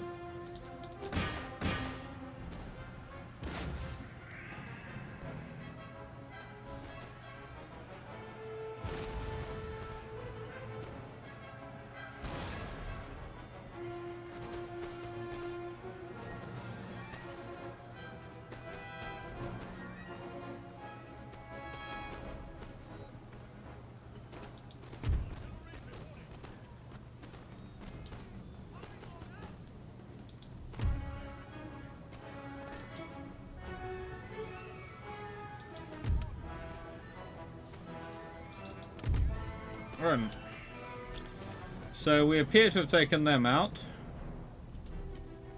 And there appears to be a general somewhere in this region.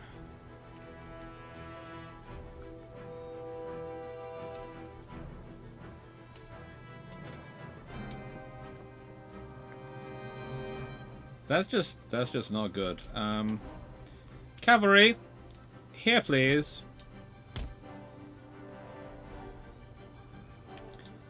Infantry, advance!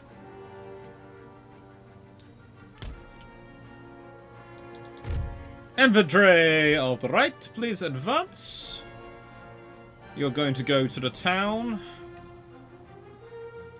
I don't think there's anything in here, but I want you to go take the town still.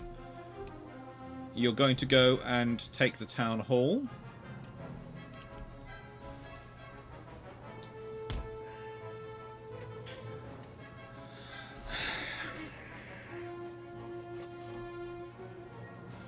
Well, the thing is, in the UK, you do vote for individual representatives, really. That is how our system is so set up. And it works like that. It really does. It's one of those strange things. There are plenty of MPs who are actually more popular in their constituencies than their party is. And this is one of the things which affects the British vote every time we have a national election. There are always these strange constituencies. People go, well, this party's going to lose, and then they win by several thousand votes. And you go, well, why? And it's because the local MP is far more popular than the party is. But there are other constituencies where the parties are more popular than the local MP is, and people honestly don't know who they're voting for, barring that's the one with that particular party symbol by.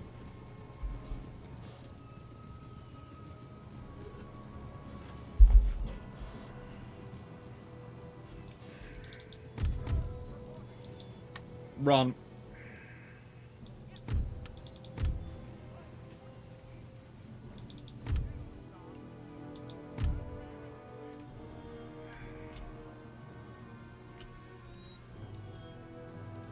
I don't think you guys can limber up.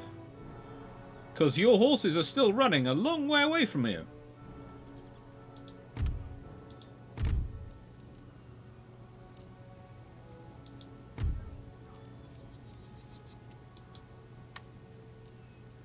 Well, I'll come get those gentlemen later. Artillery reporting. I'm going to need a general, aren't I? That's what I'm going to need.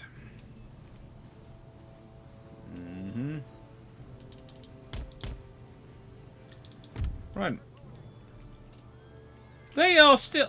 Why would you be still crouching behind that wall when this lot are here? Go to it. Just do it. Do your job. Okay. I don't need to watch this. Ah, so it's not... No, it's not all that dissimilar from the US system. They are sort of... Well, let's put it this way. The US system is based on a version... based on the British system, to some extent on the British system as existed at the period of... in the sort of... in the sort of the mid-1700s.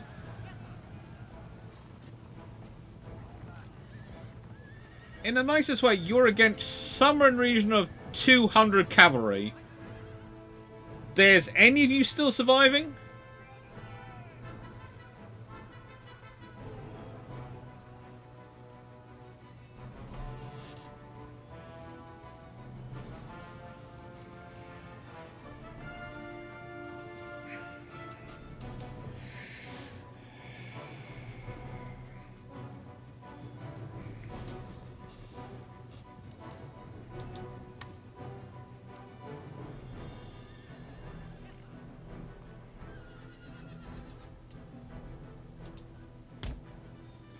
Now, that is, I have to admit, is sometimes what I do with my cavalry and with my dragoons. Dismount them and use them as infantry.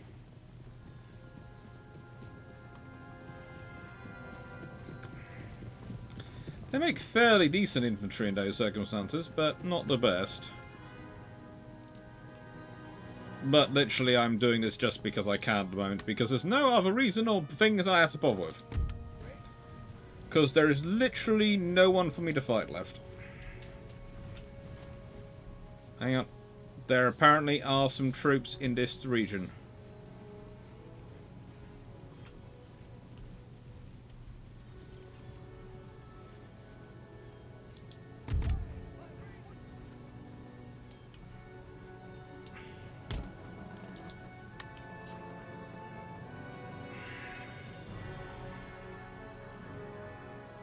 You are very disciplined and lovely. But they're all getting back up on their horses. You should have probably tried to attack a few minutes ago.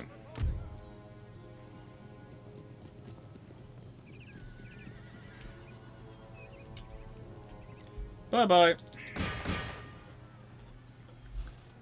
They can't form square now. But they can garrison places. which is why they are possibly the most useful cavalry to have fortification defense, etc. Because you can use them, especially when you're defending forts, to hold certain buildings. So the infantry hold the walls, and the dragoons can hold certain buildings inside.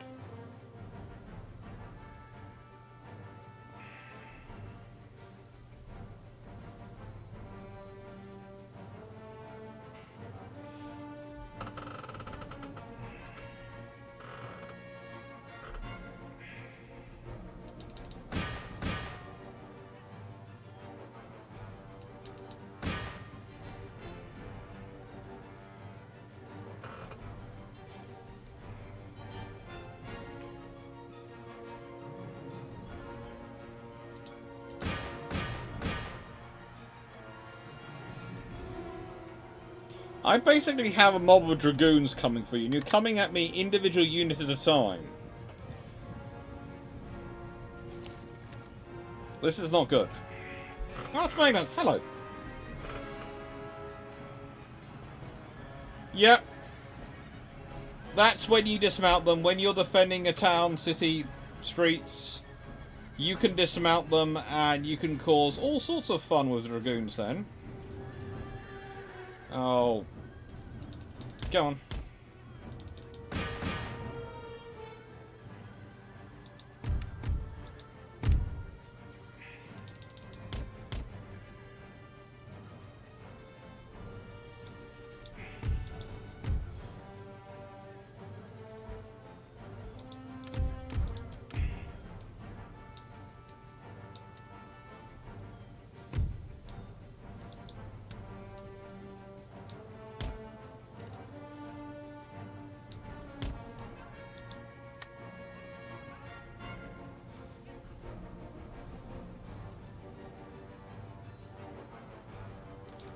Now you've got some sort of better organisation, go take it out.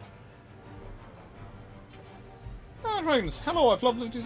Thank you, that's very kind of you to say. I have to say, please don't take this the wrong way on my students' university.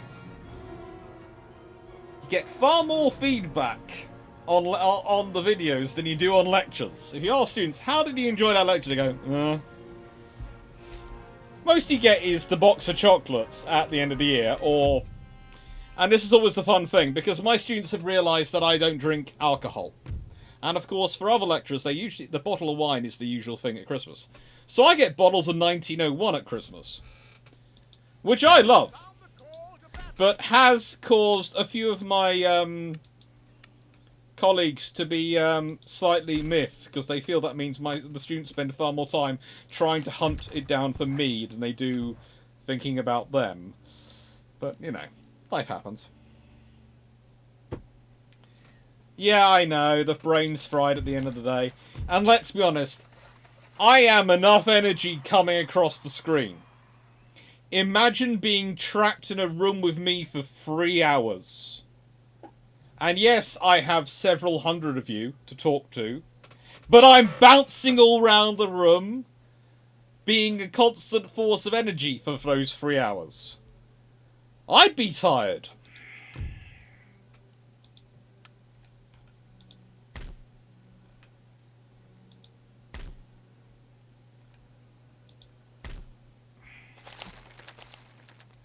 At peace with them. I won't be at peace with Carolina for much longer. I'm at peace with the Spanish. But what do I want to leave behind to guard here?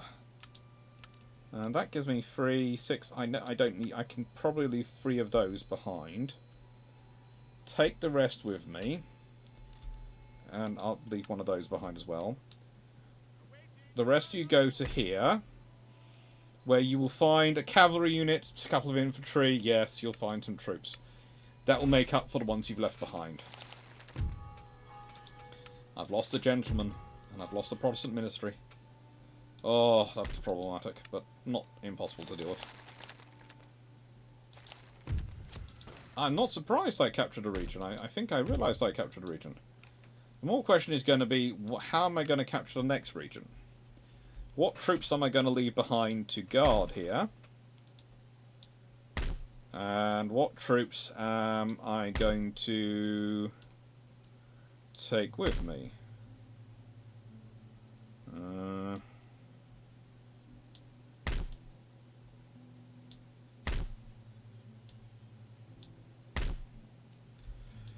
Well, that looks like I'm taking you.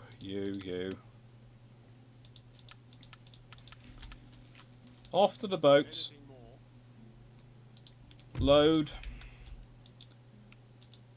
Navy. To here. All hands make It's always quicker to go by sea than it is to go through the jungle.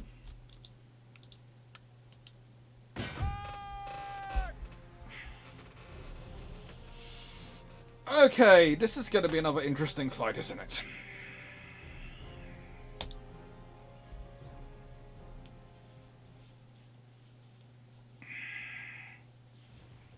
You may delay, but time will not. Benjamin Franklin. Pretty darn true on the case. So, what should we set as today's goal? Because I'm no longer at war with Spain, but I doubt that will be the case for much longer.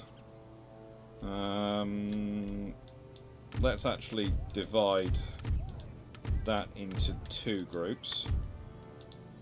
You're going to be my solid line over here, which I'm going to use my main maneuver force. Ooh. Oh, that's a nice position. Oh, I like that. I like your disposition. Oh, this one up here. Oh, this one's got walls. And trees. And, oh, look at that. I can do nasty things with that position. Oh. This is fun. I can put my troops down here to protect my artillery.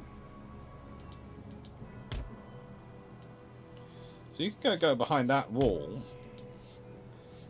And then you can be sitting along here, protecting this wall. And if I want to, I can put the others who are over there, here, and here.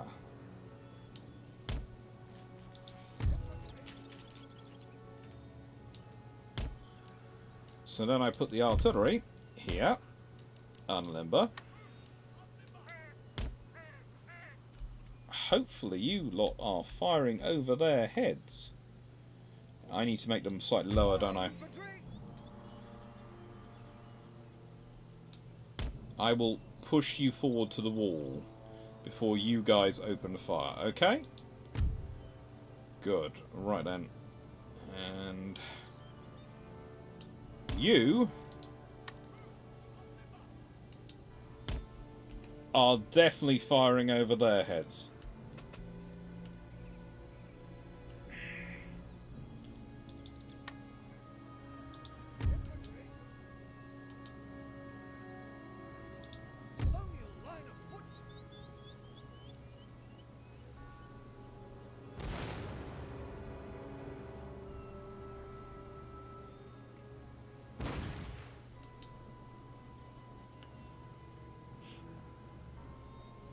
There you go.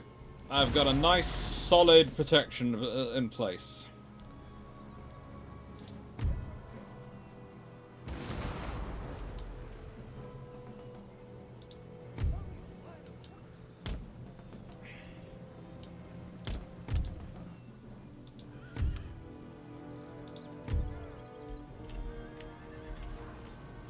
Right then.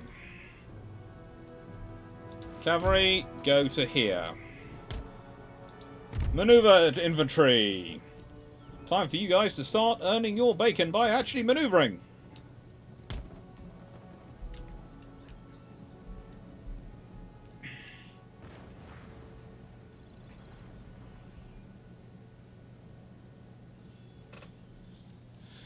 Right then.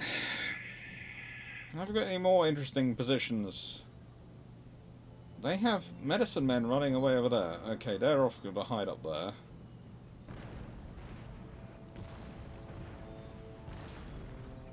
They are armed tribesmen. Armed with what? Axes. This does not look very South American tribesman to me. But hey-ho. Alright.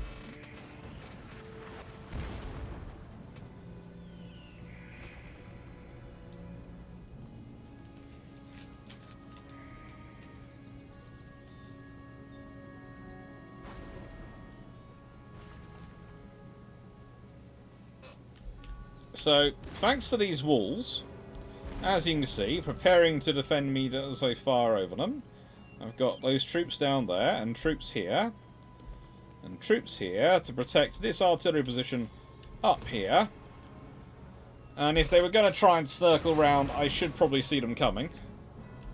If I had some rangers, I'd have them positioned in here, of course. So that then I could, you know, deal with anyone coming through here, and I'd have time to transfer my swing unit from here to this wall up here. That's what you do.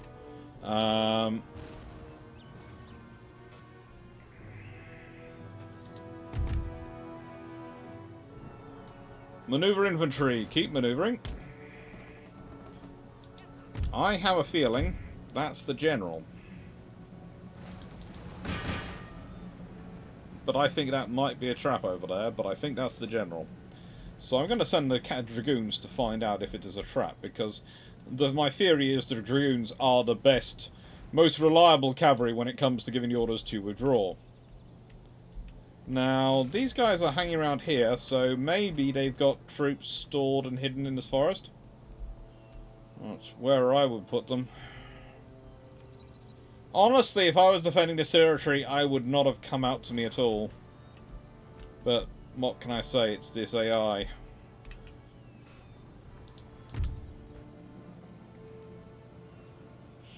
Oh. They are actually trying to flank these guys by going past this position. Which is pretty darn stupid.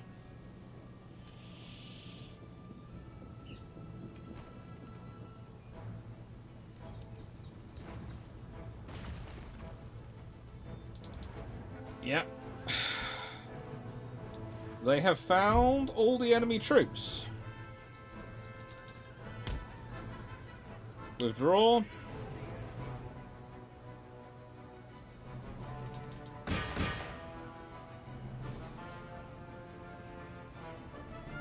And yes, I've lost troops, but I've found out, I'm sure now where the enemy are. Pretty sure where they were, but now I'm 100% sure where they are. And unfortunately for them, they are following me straight on back to my maneuver forces. So this is a classic feigned retreat. Well, it's actually not really a feigned retreat, it's me attacking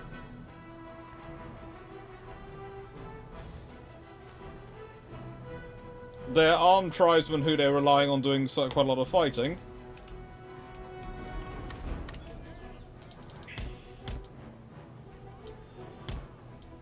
Disappear into the center of the line, boys. Disappear into the center of the line.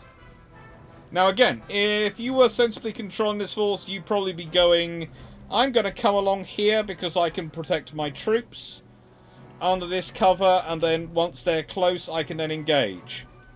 Because this is not a lot of troops to come in. But no, they are not. Now, what they are doing is trying to turn the line a bit. They're coming up over here. But that's actually quite easy for me to deal with, because I can just do that and extend my line a tad. Run to do that. And the thing is, that gives them more time under artillery fire as they're coming towards me. So my entire advantage in this engagement is my artillery, which are nicely protected up here and ensconced behind two different lines of troops. And the fact that my cavalry are vaguely controllable. And I have a nice position in the centre to drive them out through.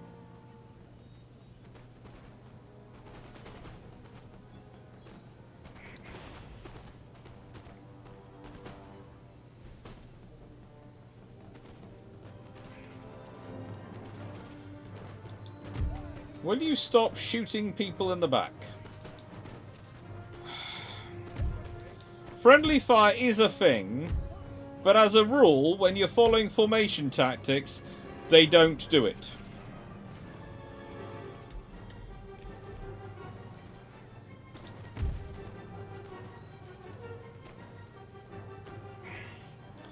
And as you can see, these gentlemen are having not fun trying to get across the wall.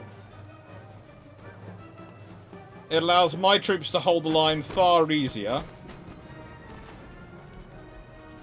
And I've turned that into just a thick line.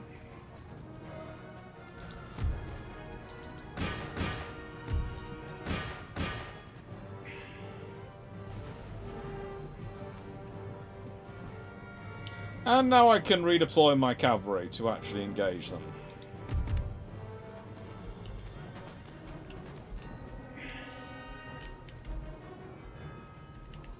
Maneuver troops advance to here.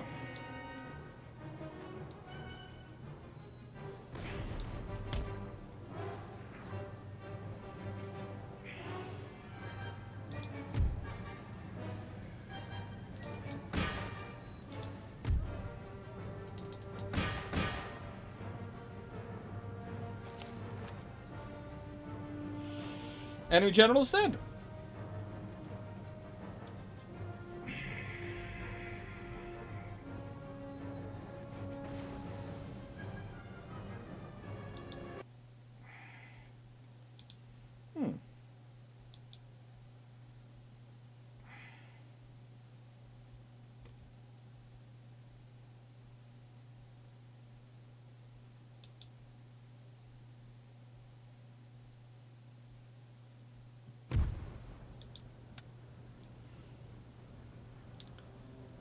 Let's see.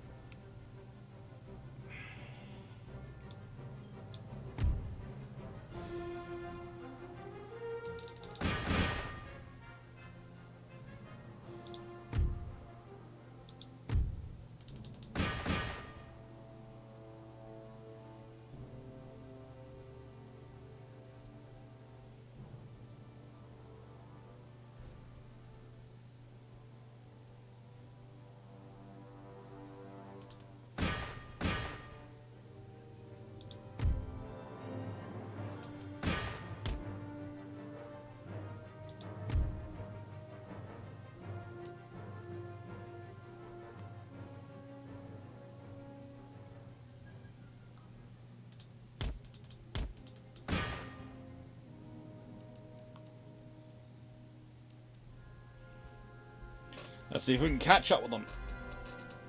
I doubt we will do, but, you know, you never know. It's always worth a try. Tires your own troops out, something chronic, but they're already running. Decisive victory.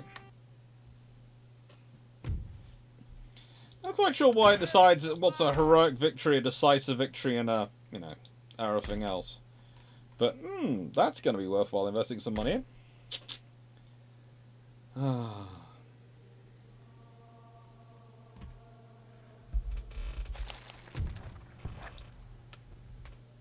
That's already been sorted out. Yeah, spotted that one. All those done, all those done, yep.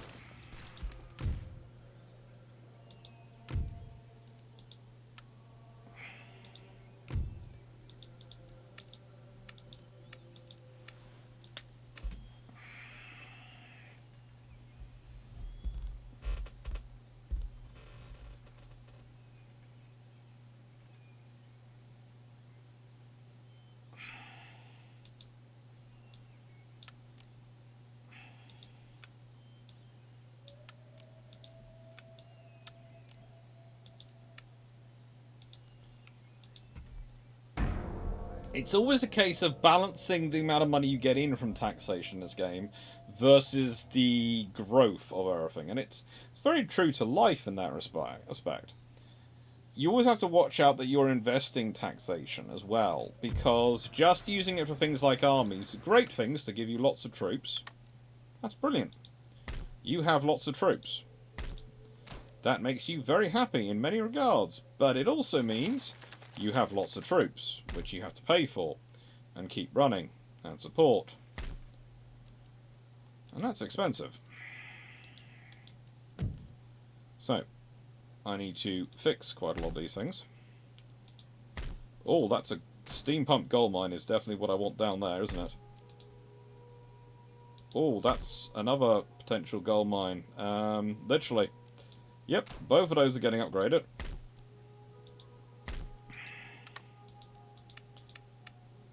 I don't mind having a couple of gold mines pumping out gold for me.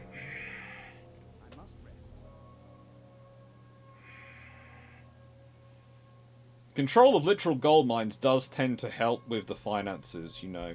That's another thing I can highly recommend for any game. If there is something in there called a gold mine, go and take it. It will tend to make a lot of operations a lot easier if you own gold mines.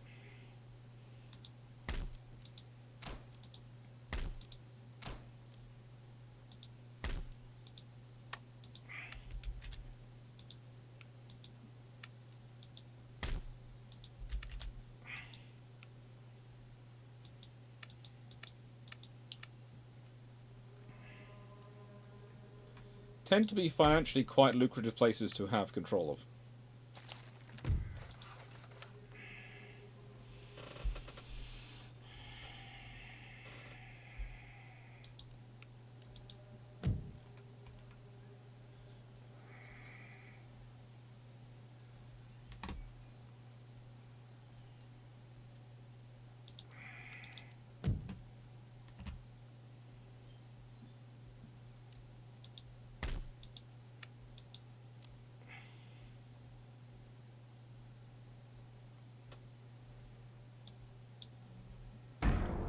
Mountains of silver will also do. Silver mines is. I do not discriminate against any of the precious metals, Steve. I find any discrimination against them to be really rather absurd. No.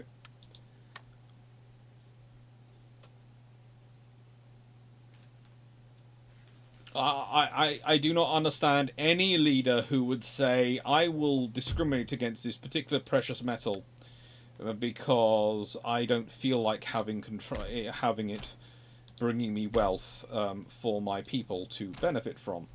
I find that kind of thinking to be, how do I put this politely, abhorrently stupid.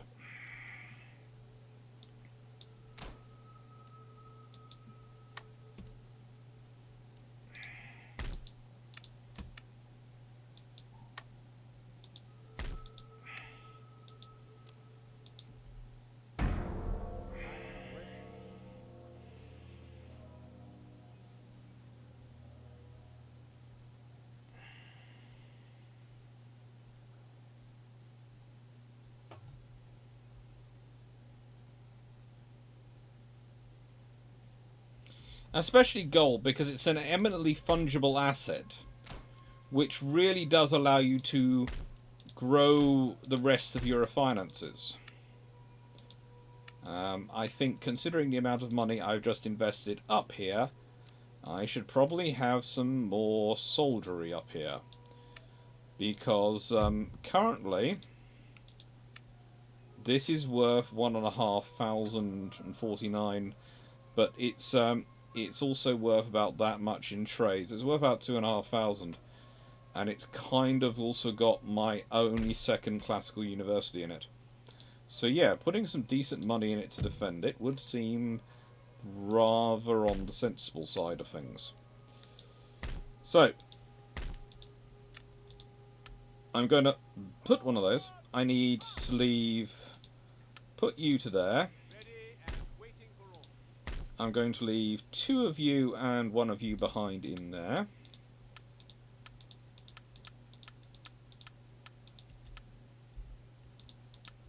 Rest of you are going to march to there, just because I want to make sure it's doable. Navy, you are going up to here. I'm going to have 1 of you guys splinter off and go in Spain there. And 1 of you is going to go back and sit in there.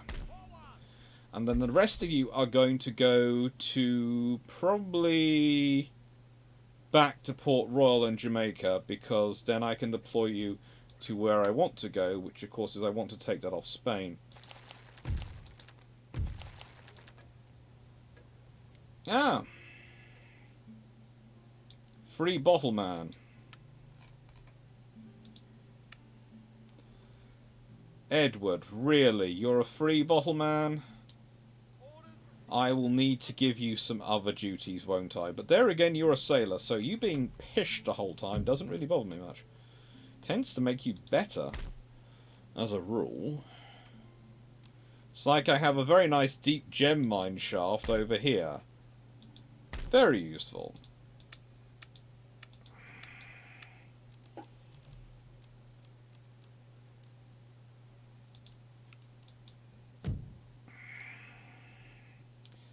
Notice how the French army from here earlier has disappeared, so I have got less bothered by what's going on. That's because I think they might be at war with the Spanish. Let's check. They are! They're at war with Spain! And they're at war with Poland, Lithuania, and they're at war with Prussia, and they're... Oh, the French are at war with anyone. And Elizabeth! You truly are suffering. Oh, good lord. They have one territory left in North America, but they're doing okay in Europe, but no. Let's check on Russia again. It seems to be the Queens are really ruling in this game at the moment. The Queens are doing pretty darn well. Ah, no, that's the King. King, King, King, King. Ah, King is still... But no, the French and the Russians are both under Queens at the moment. USA is, of course, under Radcliffe Hudson. And they're against Prussia, who are friendly of me, but currently suffering. Speaking of the Carolinas, I have an army putting together up here. And what do I need to recruit for this army? Well, I need a general. That'd be useful to have a general, and also some troops left behind to protect here. And then I will go take Savannah.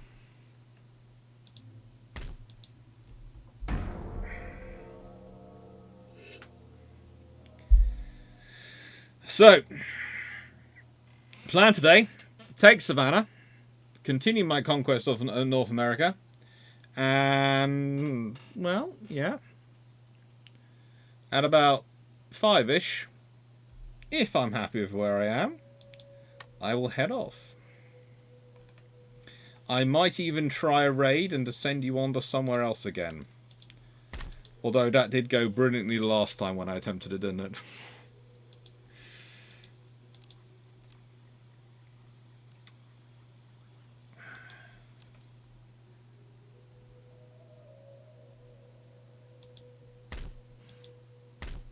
Oh, yeah.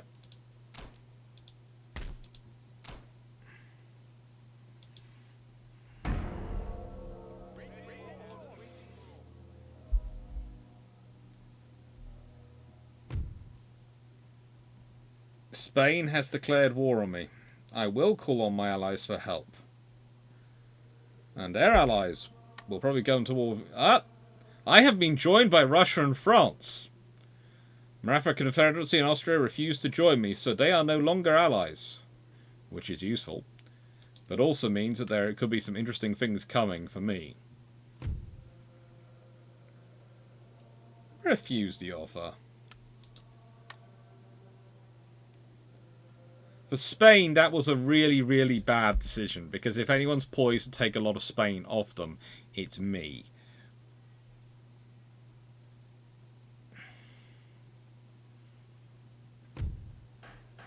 Yeah, yes, I know. That's all going to affect my finances, but also it's not going to affect my finances that much because, let's be honest, I have a huge army coming through at the moment.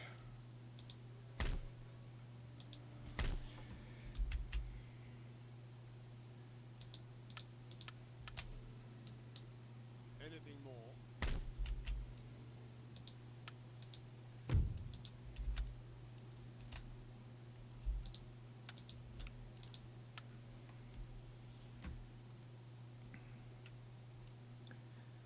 Because there was a very large Spanish navy hanging around here not long ago.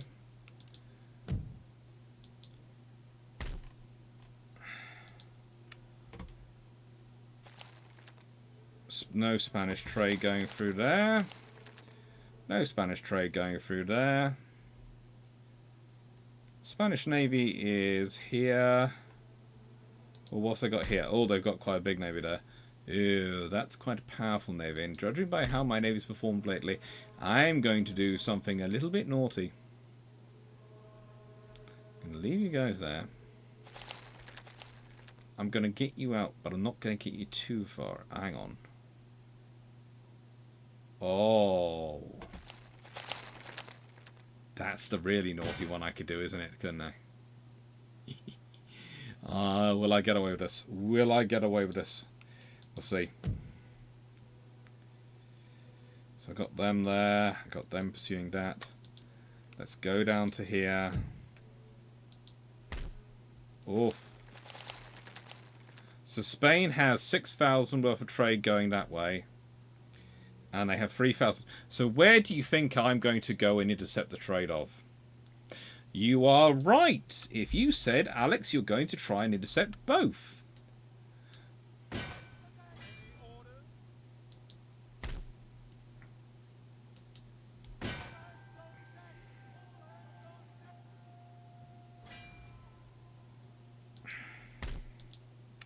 Because why wouldn't you try both?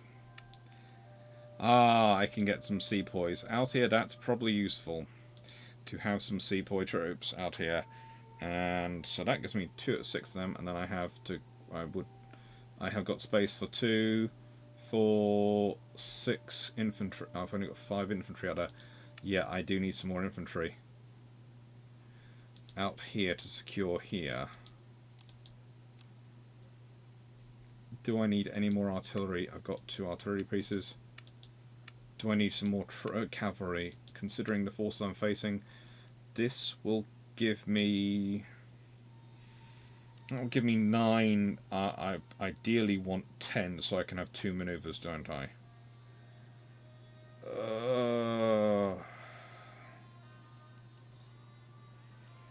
Accuracy is 30. Melee attacks 4. Total defense 10 and morale 7. I might as well go for East India troops, because whilst the cavalry is really good, and you sort of see, look at that cavalry and look at that cavalry and go, ooh, look at the charge bonus on this cavalry.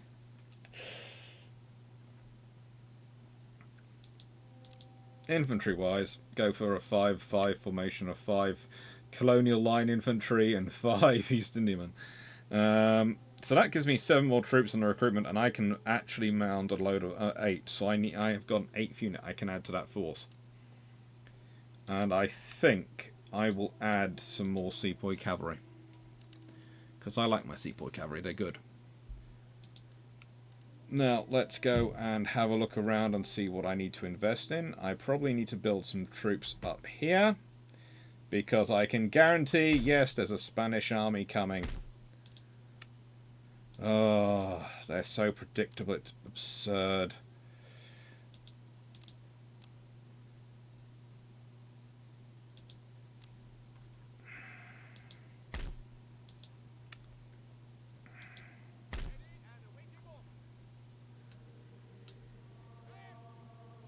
You go reinforce them, because with 3 infantry, yeah, they should be able to hold against that, but they won't have to hold for long, because we're going to take out the Carolinas, the Cherokee nations. Don't need to call my allies for help. And let's assault.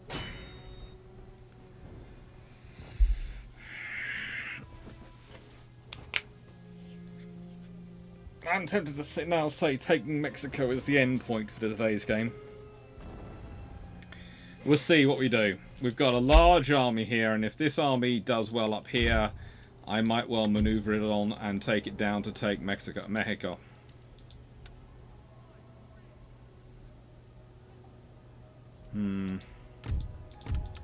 Two forward-unit maneuver groups, I think, actually.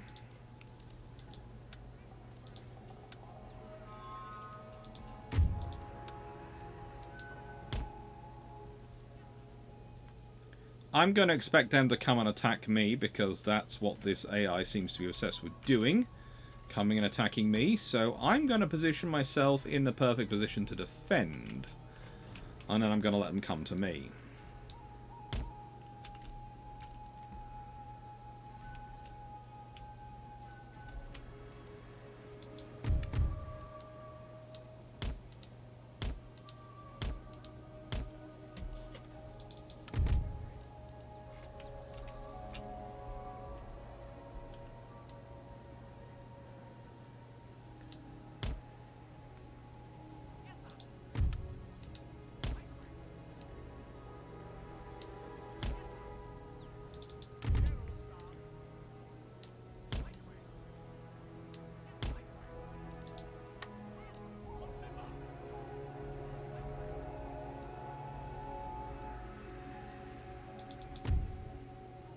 Oh, that is good.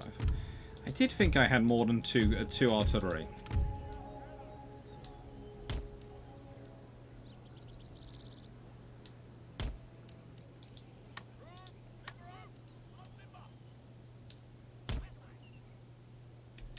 Yeah, that should make a mess of anyone who tries to come this way.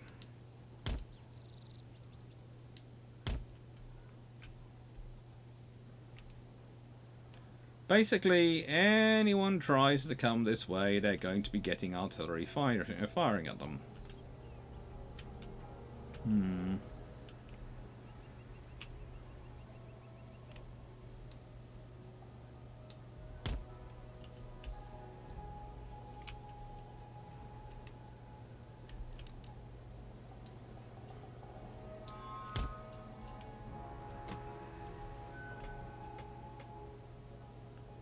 Yeah, there's no way you can avoid the artillery now.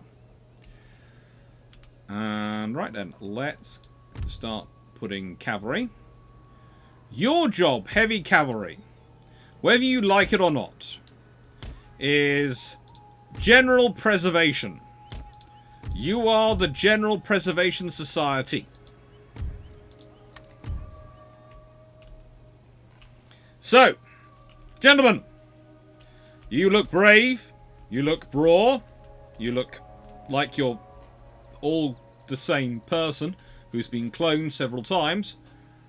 But I expect you to do one duty and one duty only, especially you, who looks like actually a sergeant. You look like an officer. You look like a sergeant. So, you have the brains. You will do the duty for me and make sure he stays alive. Again, you're the sergeant. Look after him. Right then.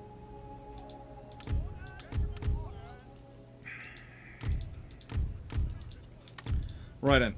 Where are our infantry? Oh, you back here. In there. Do I want to put you in there, or do I want to put you... Ooh.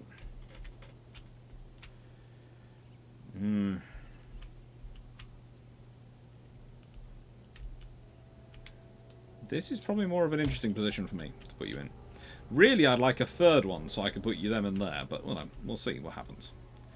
Might get some more rangers after this. Let's see what the Cherokee nations do.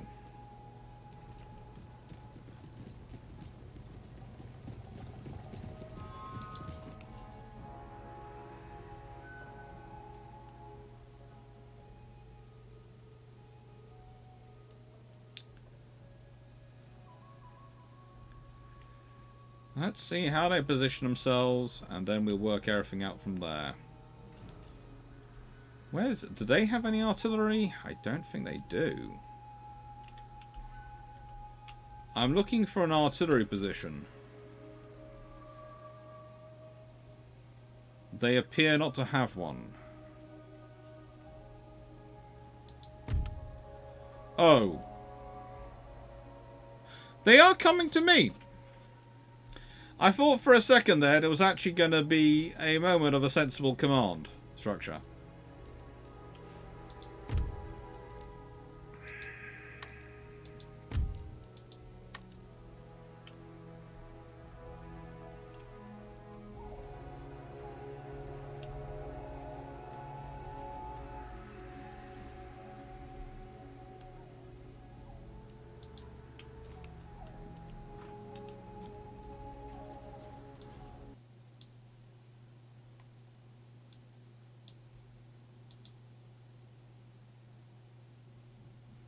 Hope you can all hear the music.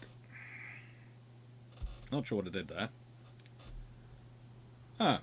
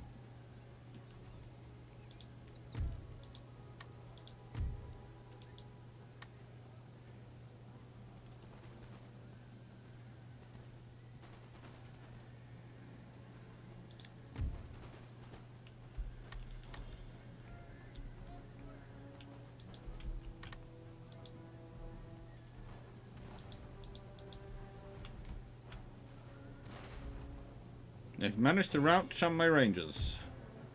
They could well rout these ones as well.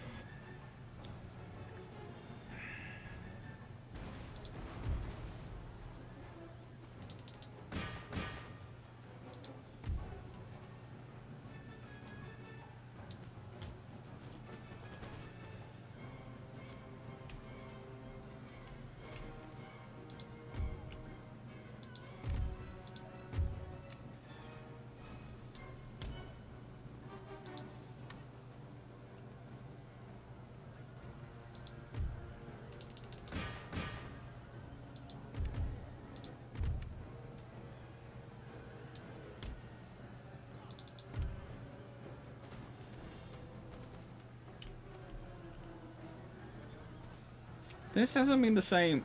This has been definitely far better put out by this AI. But as a rule, I have a feeling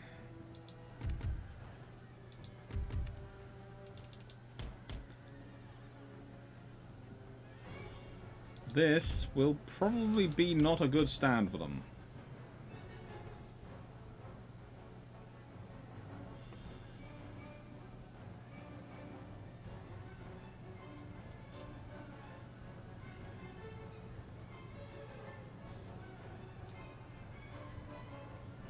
I did sucker them into attacking the center, I just didn't react as quickly as I hoped I would.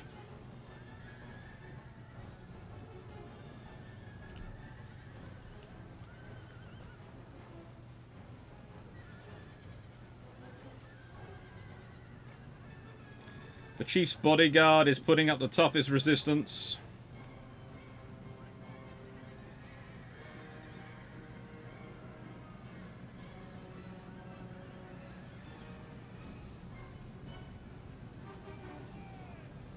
Not sure how the enemy chief is still alive, But apparently he is.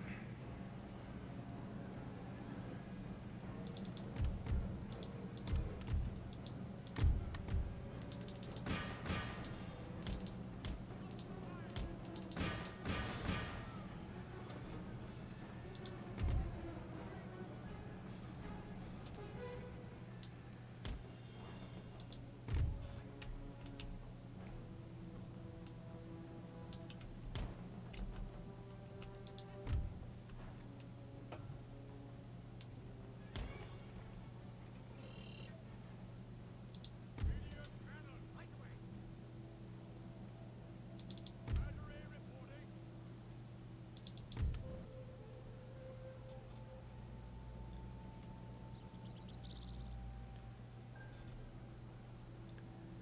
Would you mind going back to your guns?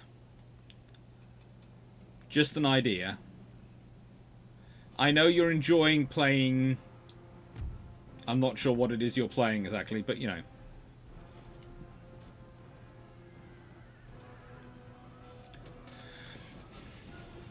Cavalry assistant?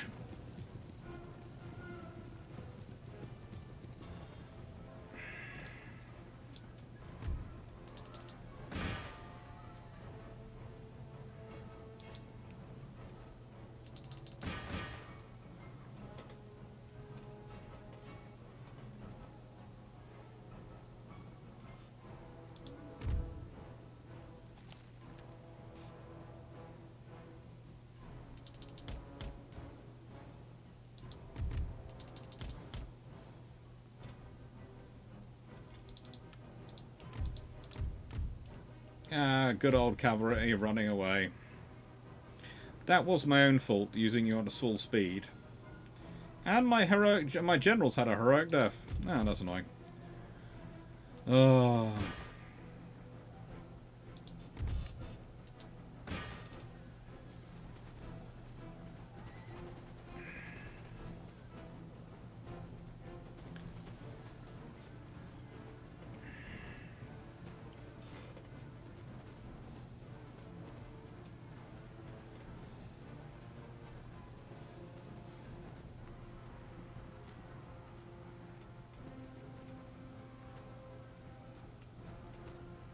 I should have advanced with infantry.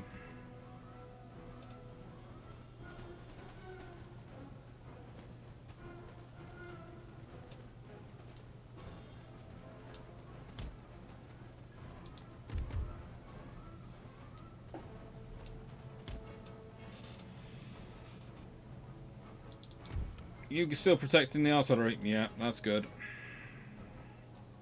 You've come back to your guns. Not bothered about the cavalry.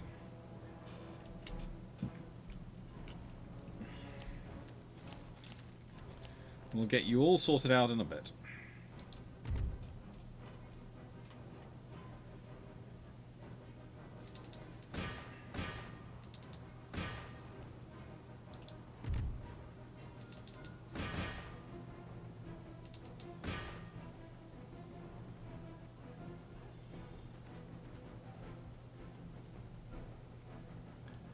For some reason, 8 massed ranks of infantry are enough to keep you going.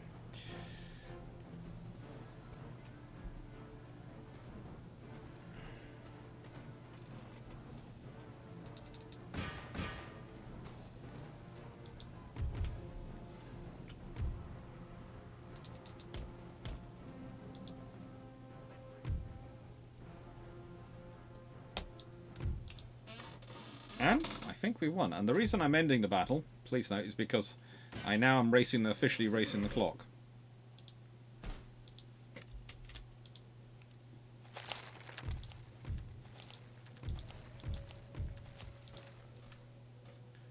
And when I say racing the clock, I'm racing not the game clock, but the clock of it's now 20 past 5, and I need to walk dogs before the live this evening on YouTube, so, you know,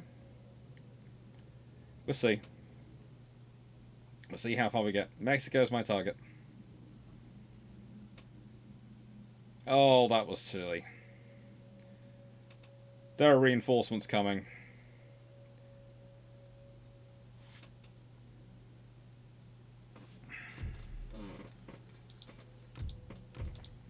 City Near Lanes is besieged. It's got more troops in it.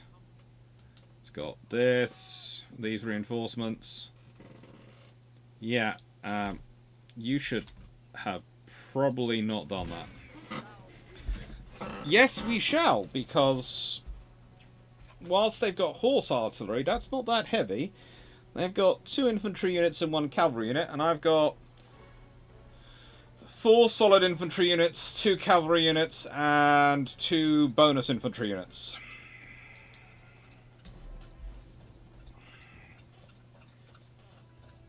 Will I make it to Mexico City today? Will I? Knew I should never move that army, but I did. Right, so I need to go on the offensive immediately.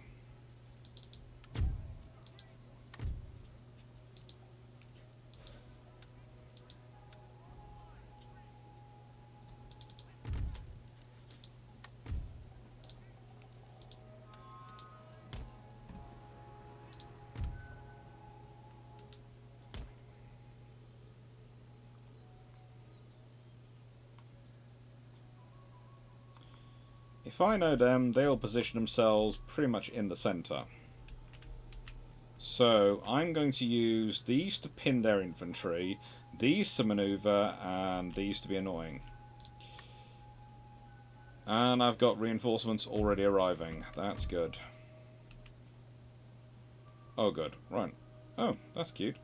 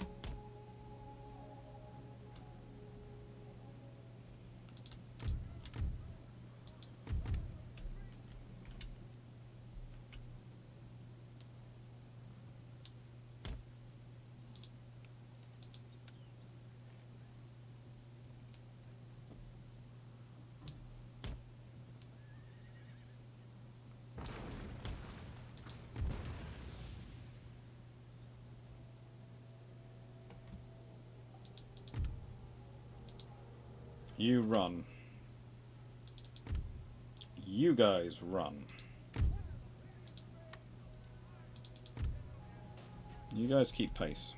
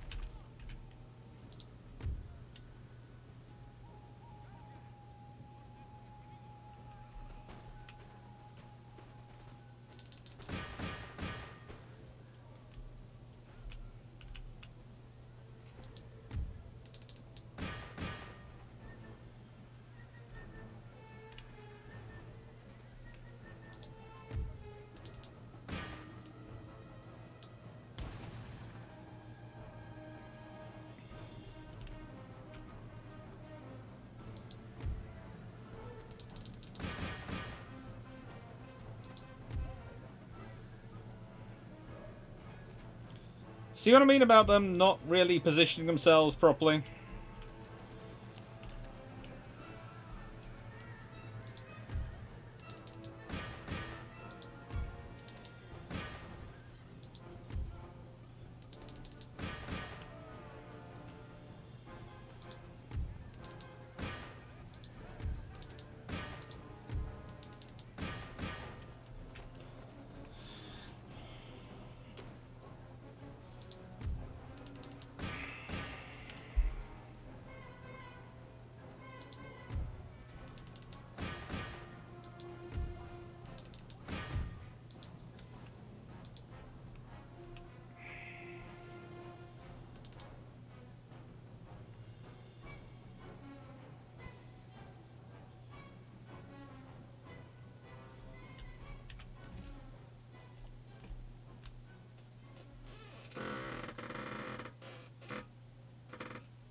Let's see if we can't harry them to the point at which they just don't come back.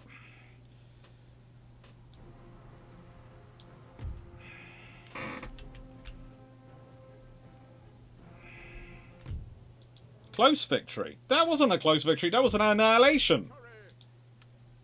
Yes, it was literally an annihilation. They ceased to exist after fighting me. That's usually what one calls that kind of battle, an annihilation.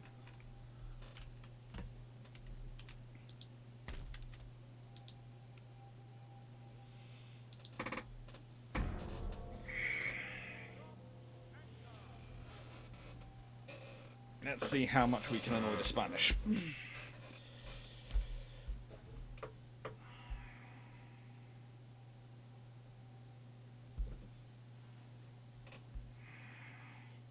Spain is a pretty healthy empire in Americas, but, yeah. They're kind of short key personnel.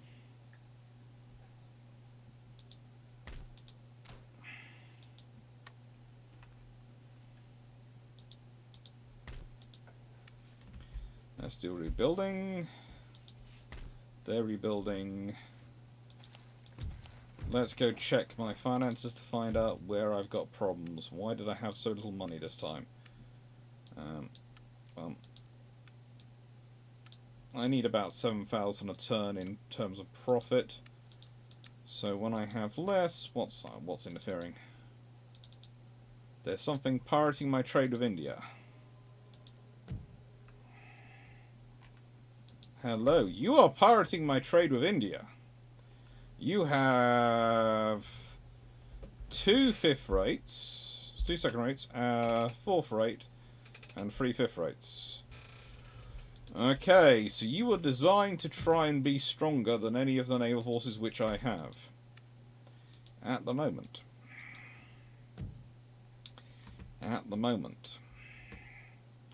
But there again, if you're deploying that size fleet, I would be doing 5th rates for that kind of mission. Because I'd be thinking that my larger fleet was probably needed elsewhere. And, oh, that's a problem for you, because I've just got past you, haven't I? Yep. Let's secure that. And so you're going to be there. That's fine. Let's find out what you do. I'm over here, and now I'm going to recruit troops here and go and take Mexico City. So I've secured that with enough troops now for a little while. And that's going to be quite a potent little army in there. Now I need to rebuild that, but that's going to be after I've spent a lot of money on the army.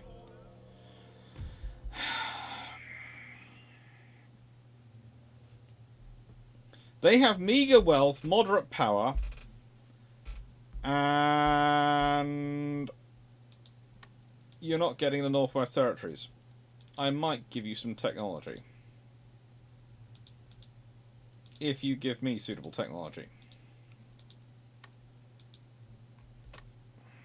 No. Withdraw.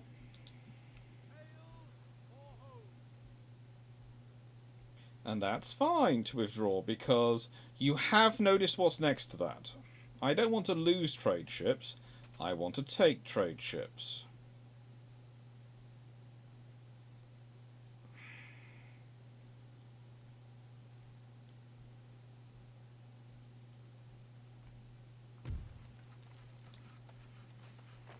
Thank you.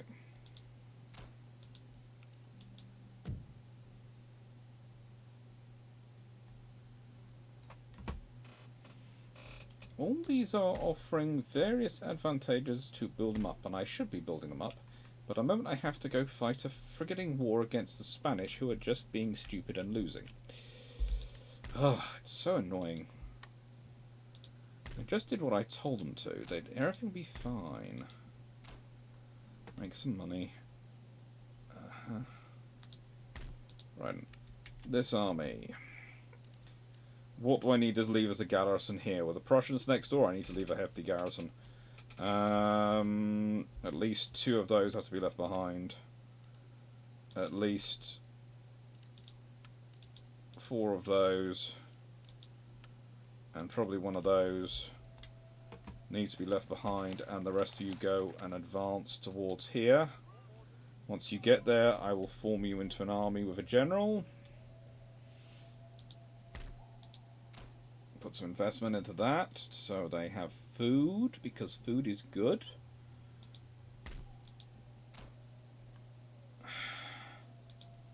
Go back to Europe and see if I can invest in any food in the home country, because that helps. If that isn't starving. It sounds a strange concept, I know, but if your home economy is starving, you tend to have problems. It's amazing. I don't know why. It's an amazing thing. Right, let's go down here and sort out this mess. So, they've sent a navy of a galleon and a sick freight. I have got a 3rd rate, a 5th rate.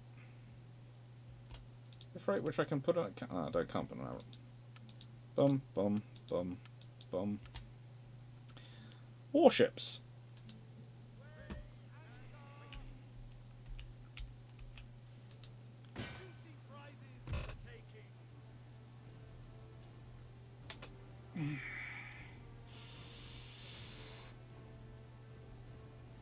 It is almost as if people need to be. It's truly very, very strange.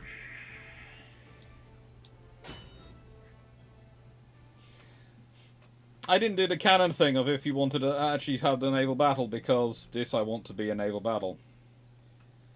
Let's see.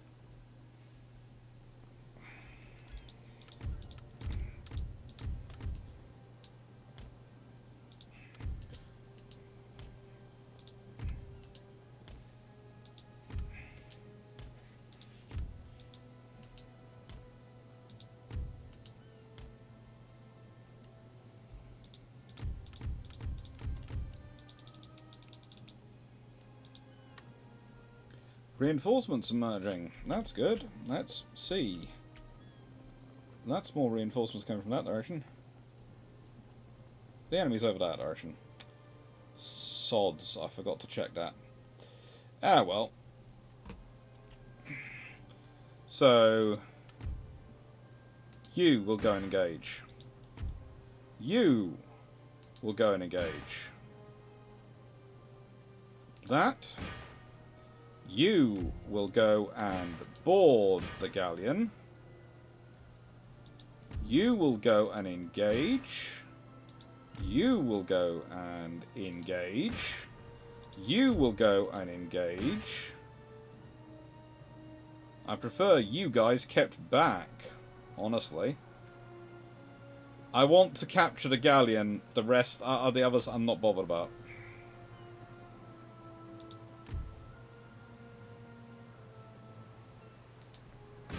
You can go and help with the destruction. You can go and help the destruction.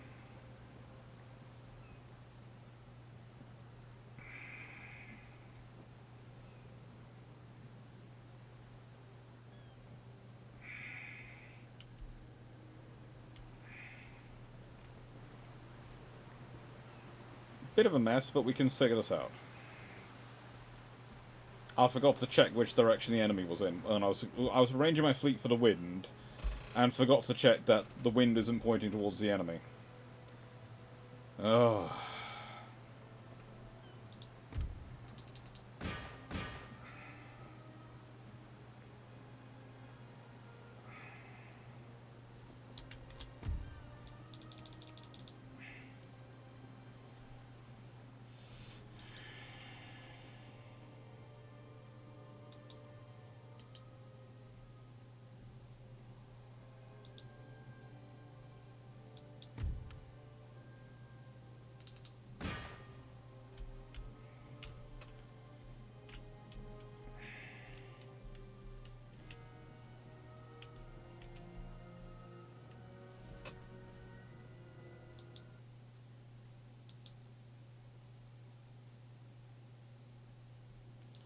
Let's see.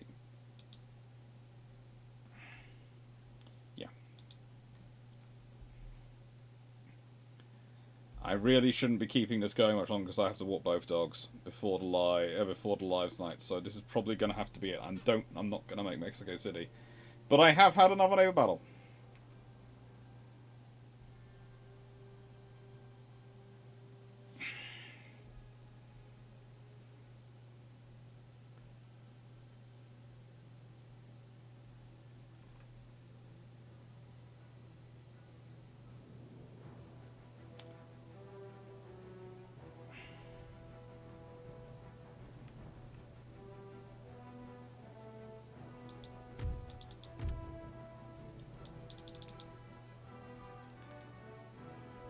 When I wanted a third rate to not hang back.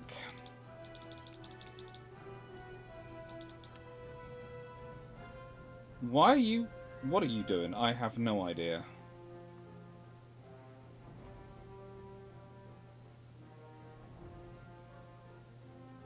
Why are you running off? You actually got to it.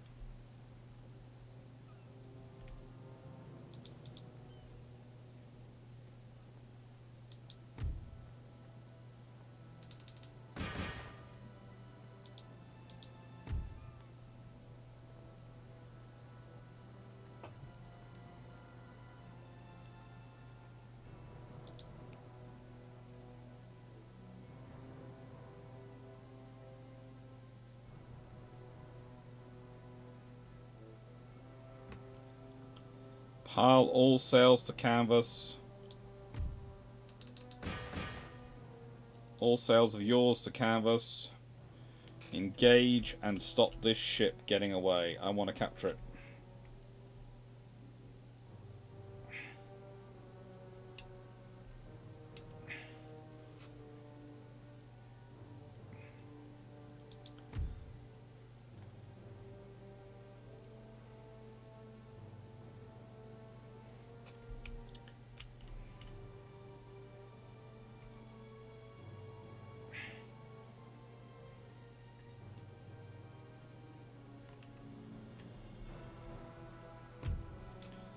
Close victory. I'd say that was a fairly emphatic victory.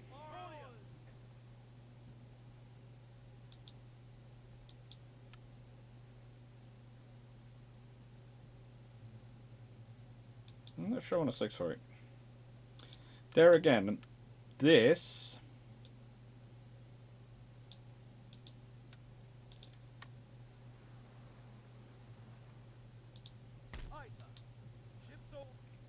does expand my naval force here and gives me more money.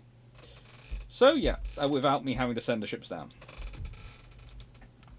And frankly, the ships are worth more than the money at the moment because it's a generating income. But it is now 20 to 6 and I do need to walk Fluffs. Otherwise I will face a fluffy mutiny tonight.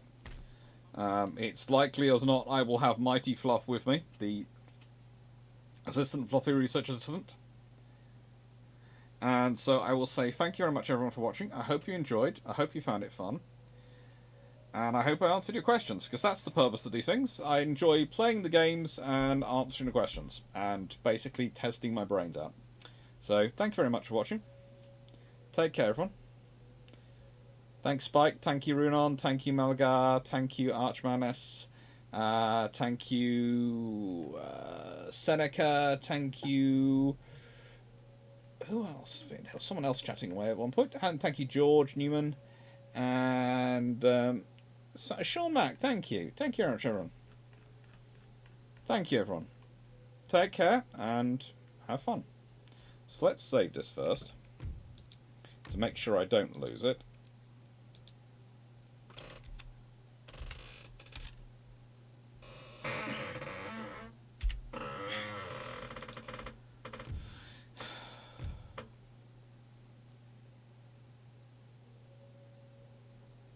Well, I just saved, didn't I? Yes, I did save. Thank you, everyone. Take care.